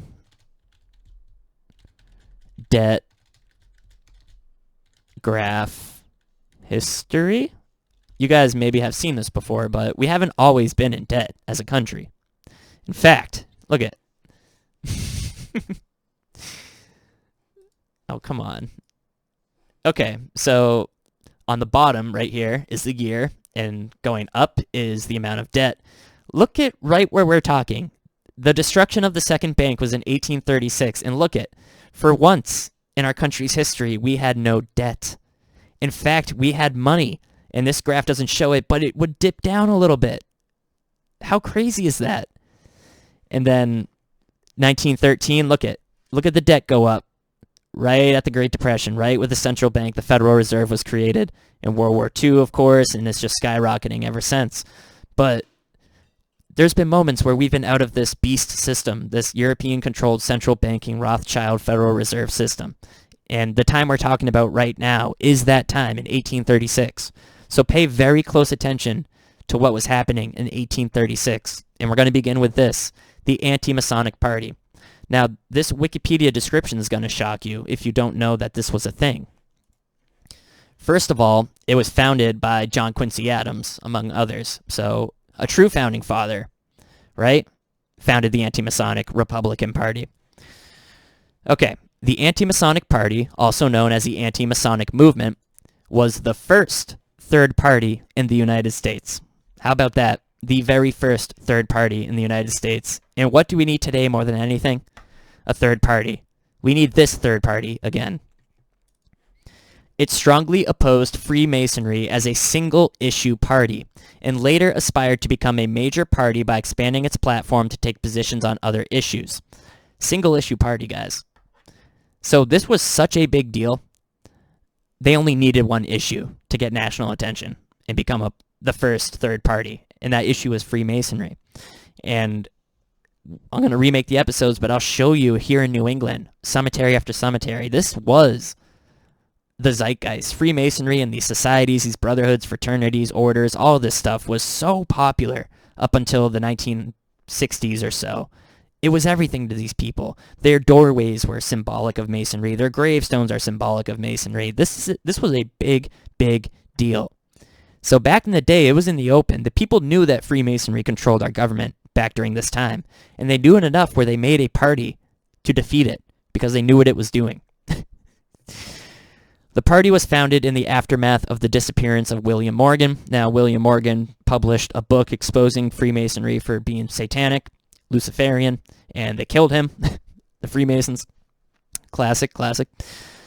Mass opposition to Masonry eventually coalesced in a political party before and during the presidency of John Quincy Adams. There was a period of political realignment. The anti-Masons emerged as an important third-party alternative to Andrew Jackson's Democrats, yet the anti-Masons supplanted the National Republicans as the primary opposition to the Democrats. Let's see what else it says. Yeah, instead of using Wikipedia, let's just go ahead and begin reading from the New York issue. And I'll be right back and use the bathroom once again, but you're not going to want to miss this. Okay, I'm back.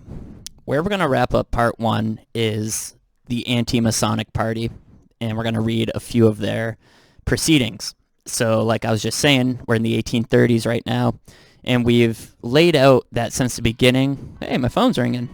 Never happens.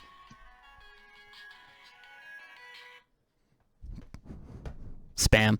Anyway, so we're going to be reading from these. We've established that since the beginning of the country, there's always been basically a Cold War between what we today call globalist or, Illuminati, New World Order, Freemasonry, and liberty lovers. So this is nothing new that we're going through today. And in the 1830s, it was completely public what Freemasonry is and what Freemasonry does. And what you're going to read here is going to shock you, especially if you're a Freemason. It's going to shock you. It's pretty wild. Let me scroll down here. All right, resolutions. Now, pay attention closely because this is the first third party in the United States founded by John Quincy Adams, a true founding father, right? So here they're calling out the Freemasons and how they've basically taken over the government, especially with their banking. So beginning. Whereas the objects, principles, and motives of the anti-Masonic Republican Party, that's important, right? This is the origin of the Republican Party, not what Wikipedia said, whatever they said. Whereas the objects, principles, and motives of the anti-Masonic Republican Party have been grossly misrepresented by selfish and designing politicians who fear a loss of their power in the reform which that party is endeavoring to effect.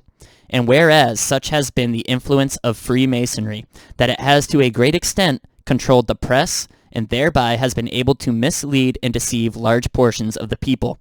And whereas it is the right and duty of every party explicitly to state the objects it proposes and the principles it adopts in relation to the affairs of government. Therefore, strong first paragraph. What he's saying is that the anti-Masonic Party is just being completely slandered by the Freemason politicians and all the Freemasons who control the press. And it says right here, Freemasonry has to a great extent controlled the press and thereby has been able to mislead and deceive large portions of the people. 1830. And continues, resolved that the anti-Masonic Republican Party is opposed to the existence among this people of all secret societies, which by possibility may endanger the public space, subsidize the public press, corrupt the legislative, overawe the executive, or obstruct the judicial department of the government. That the Society of Freemasons, holding its meetings in secret, owing to its perpetuity to oaths of mutual affiliation, coextensive with the limits of the nation, and yet capable of concentrating its power at any and all points of this union, is by reason of its very organization liable to be perverted to purposes inconsistent with the public safety and welfare. That in the events which called the party into existence, we have proof that the Society of Freemasons has broken the public peace, and with a high hand deprived the state of a citizen, that in the guarded and studious silence of the press throughout this union on the subject of that outrage, we have proof that Freemasonry has subsidized the public press, that in the refusal of the House of Assembly to institute a legislative inquiry into the acts of the Society of Freemasons in relation to that outrage, we have proof that the legislative department has been corrupted, that in the withholding by the acting governor of all positive aid in bringing to justice the actors in that profligate conspiracy, and his recent denunciation of the same public feeling, which when a judge he hailed as, quote, a pledge that our rights and liberties are destined to endure, end quote, we have proof that Freemasonry has made a timid executive subservient to her will, and that in the escape of the guilty conspirators by means of the Masonic obligation of witnesses and jurors, we have fearful proof that Freemasonry has obstructed, defeated, and baffled the judiciary in the high exercise of its powers, that for these reasons the Society of Freemasons ought to be abolished. Wow, they don't teach you that in school. So yeah, these guys are arguing they have proof of everything they listed in that beginning part. The press is corrupted. Yep. The legislative branch is corrupted. Yep. The executive branch is corrupted. Yep. And the judicial branch is corrupted. Yeah. Exactly what's going on today. Everything you see on the news, everything they tell us is all part of a great Masonic deception, in my opinion. Resolved that the abolition of the order throughout these United States, the anti-Masonic Republican Party is pledged, that we derive confirmation in our jealousy of the order from the fact that in all the investigations of the last 4 years it has made no answer to the high charges which have been preferred, but has sought to escape the condemnation of the people by avoiding an issue upon those charges. That we are impelled in the undertaking to abolish Freemasonry not by fiery excitement or fanatic zeal, but by a deep sense of our responsibilities to perpetuate this government, the last hope of the friends of freedom throughout the world. Resolved that the anti-Masonic Party, wherever organized, is principally composed of farmers and mechanics, as yet retaining too much of the blessed spirit of their ancestors, tamely to submit under the thraldom of a privileged order. Too virtuous to be corrupted by ambition for office or preferment, too steadfast to yield to temporary excitement, that the fact cannot be disguised that the opposition it encounters is principally that of the office holders and office seekers in the cities, towns, and villages, that reposing its confidence upon the yeomanry of the land and the merits of its principles, its success is certain, and that the attempt to arrest the party in its progress by traducing the character and motives of its members is as futile as it is false and calumnious. Basically saying that the anti-Masonic Party is made up of farmers and mechanics, just regular people, and that the Freemasons in politics and press and government are going to do anything they can to slander members of the anti-Masonic Party, and they're making it very clear that this is futile. And I wish it was futile, but I don't think it was.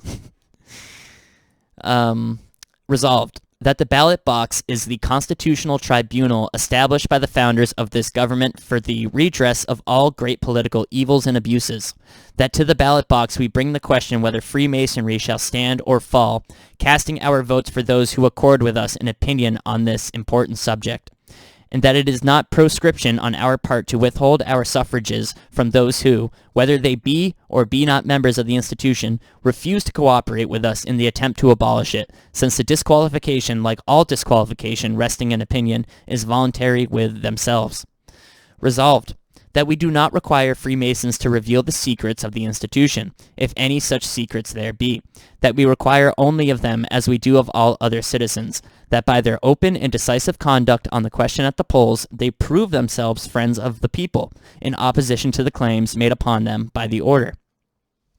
Resolved, that the endeavor to deter honorable members of the fraternity who have become convinced that Freemasonry is useless, unnecessary, and liable to be perverted to purposes inconsistent with the public welfare, from cooperation with us in abolishing it, by representing that we wage an indiscriminate warfare against all Freemasons, carrying confusion and discord into families, societies, neighborhoods, and churches, exhibit a wanton violation of truth and moral honesty, that it has been left to another party than ours to say that Freemasonry ought to be made a subject of social discipline, against which sentiment uttered by the acting governor of this state we have always protested and do protest, and that holding the members of the society to be under the same obligations to the country as ourselves, we do cordially invite those who are satisfied that the institution should be surrendered to the voice of the people, to a participation in our confidence, our counsels, and our labors. Resolved, that the anti-Masonic Republican Party, while it invites the cooperation of all who love their country and value her institutions, expressly declares that it cannot yield its support to any man for any office who is not fearlessly and openly the opponent of Freemasonry at the polls. Listen to this language, guys. Listen to the fervor and the heat behind this, right? This was a huge deal. It's been written out of history. Resolved, that since the production of a public appeal by the Grand Master of the Grand Lodge of Massachusetts to the Masons of that state, admonishing all members of the fraternity that it was their duty to vote for John Brooks, the federal candidate for governor, because he was a Mason, and against Samuel Dexter, the Republican candidate, because he was not a Mason, the political character of Freemasonry is clearly established. That's why they're underground today, you guys. It's all part of their plan. That's why they're underground. Resolved, that the present administration of this state has proved itself entirely incompetent to all the following great and leading objects of government: the preservation of the funds and property of the state, the enforcing the demands of public justice, the securing the rights of citizens by equal legislation, the improving the moral condition of the people by necessary alteration in our jurisprudence, and the elevating the character, increasing the wealth, and developing the resources of the state by means of internal improvement. Resolved, that the attempt by the present administration, known as the Albany Regency, to relieve the banks from the just proportion of the burden of government by imposing a tax upon the people shows palpably their imbecility and gross injustice. So, the New York Masons in politics, even back then, were taxing the people to pay the banks, to pay off their banker friends. Resolved, that the attempt of the administration to levy a direct tax of more than $300,000 upon the people to fill a treasury exhausted by its own improvidence and providence and prodigality justly calls forth the reprobation of the people. That's how sick these Masons are.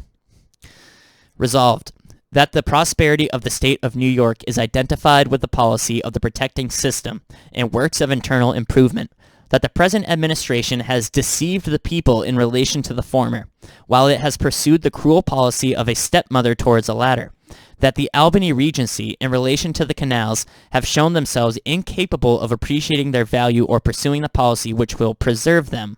Resolved, that in accordance with the principles in the foregoing resolutions expressed, this convention recommend to the electors of this state, as candidate for the office of governor, Francis Granger, of the county of Ontario, in whom the people will recognize a man of distinguished talents, pure republicanism, and the fearless advocate of all the rights and interests of the whole people.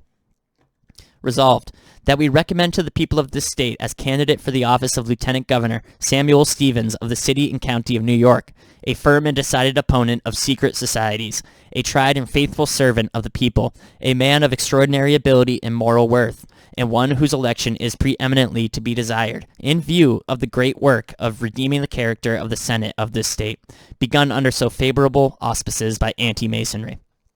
Now, that term secret societies, opposed to secret societies, when you hear that, everybody thinks JFK. But the level of deception is so deep, most people don't even know he was a Mason. Absolutely, JFK was a Mason. Absolutely. He perpetuated the whole NASA thing, right?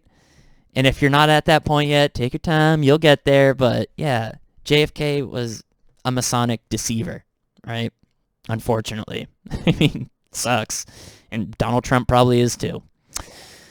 Let's see what it says down here. address. I think this is going to be a pretty good read. Since the dawn of the Revolution, the United States have never witnessed a more interesting crisis. Measures affecting the character, the faith, the honor of the federal government, the prosperity of the country, even the integrity of the Union, engross the minds of the American people. Without attempting the discussion of the great subjects upon which the whole nation is intent, we find abundant employment for our immediate attention in the interesting condition of our own state. The founders of our republic were men of wisdom and sagacity. They thought that they had provided safeguards for the liberty they adored and the independence they had achieved, at every point where human foresight could apprehend the approach of danger. Those unparalleled patriots who in the estimation of royalty had sinned beyond forgiveness, Sam Adams, John Hancock, to whom pardon was refused when it was preferred to all others on condition of submission, imagined that they saw a lurking peril in the secret conclaves of Freemasonry. Guys, even the founding fathers were calling out the other founding fathers.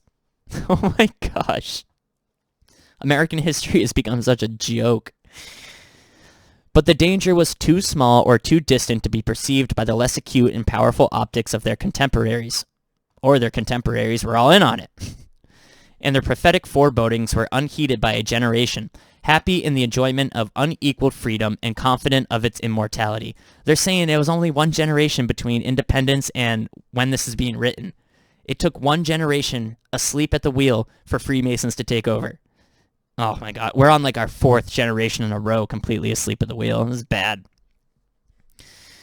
That generation has hardly gone, and the danger which those apostles of liberty discerned as by the power of inspiration we have found increased to a magnitude that threatened the frustration of justice and the subversion of law.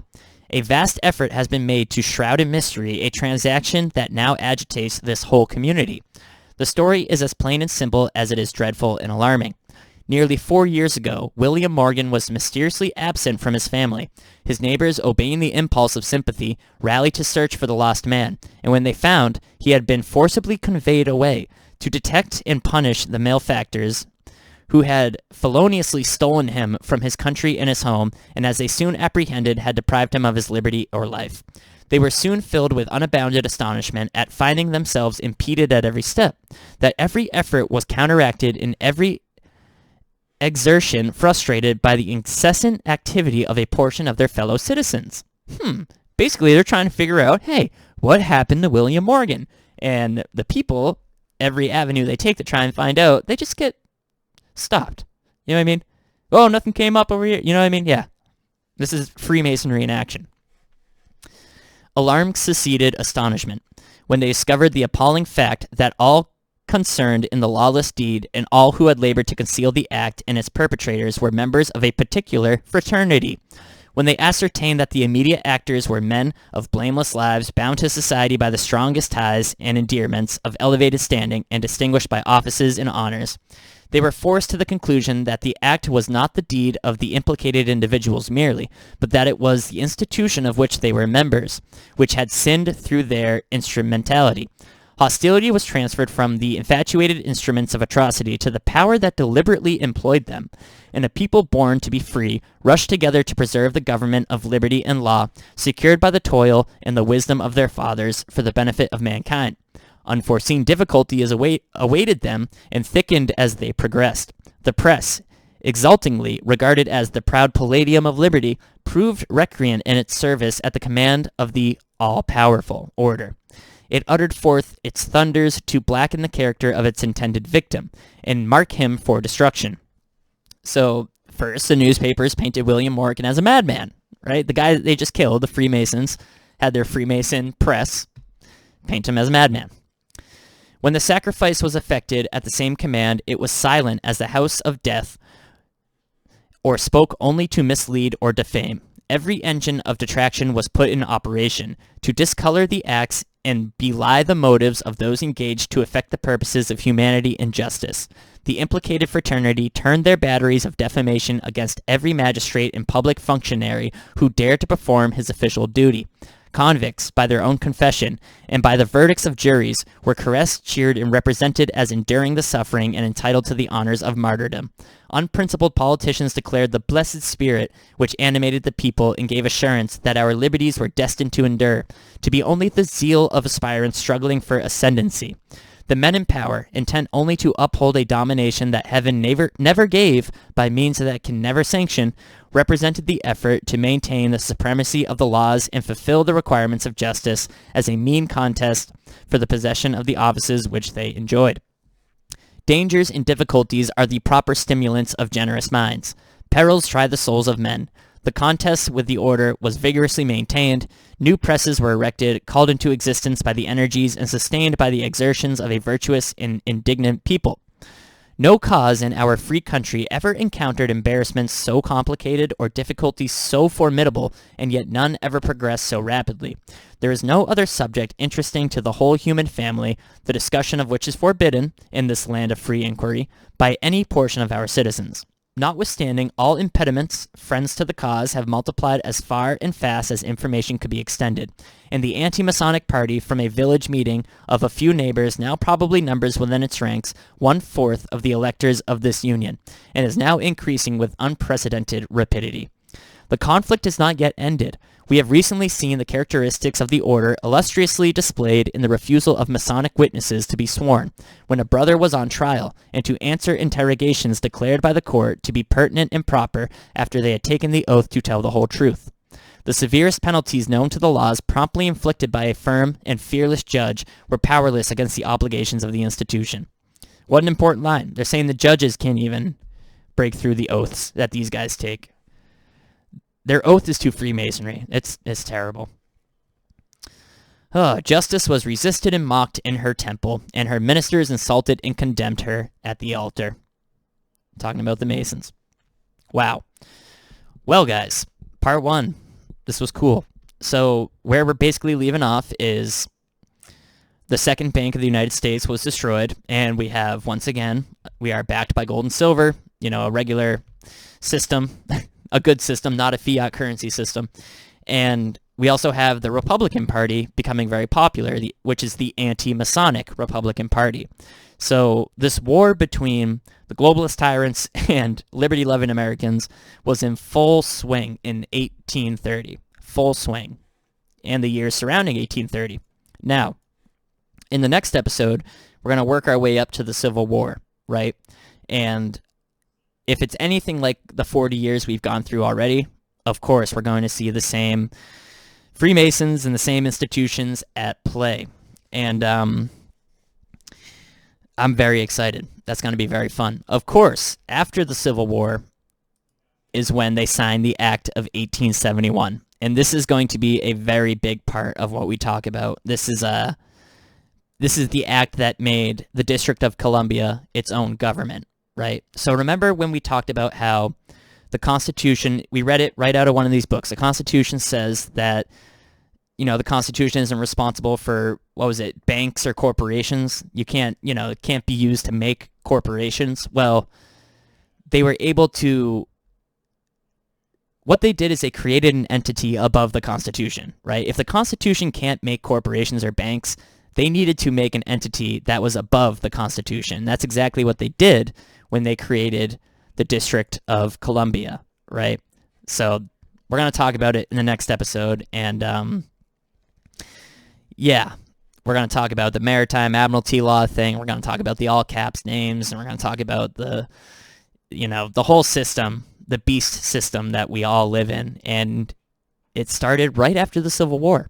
So what I'm thinking is we have this anti-Masonic party that's really popular in the 1830s, and basically whatever happened in the 40s and 50s led to the Civil War, and my hypothesis is that I think the Freemasons won the Civil War, and hopefully I'll be able to argue that effectively.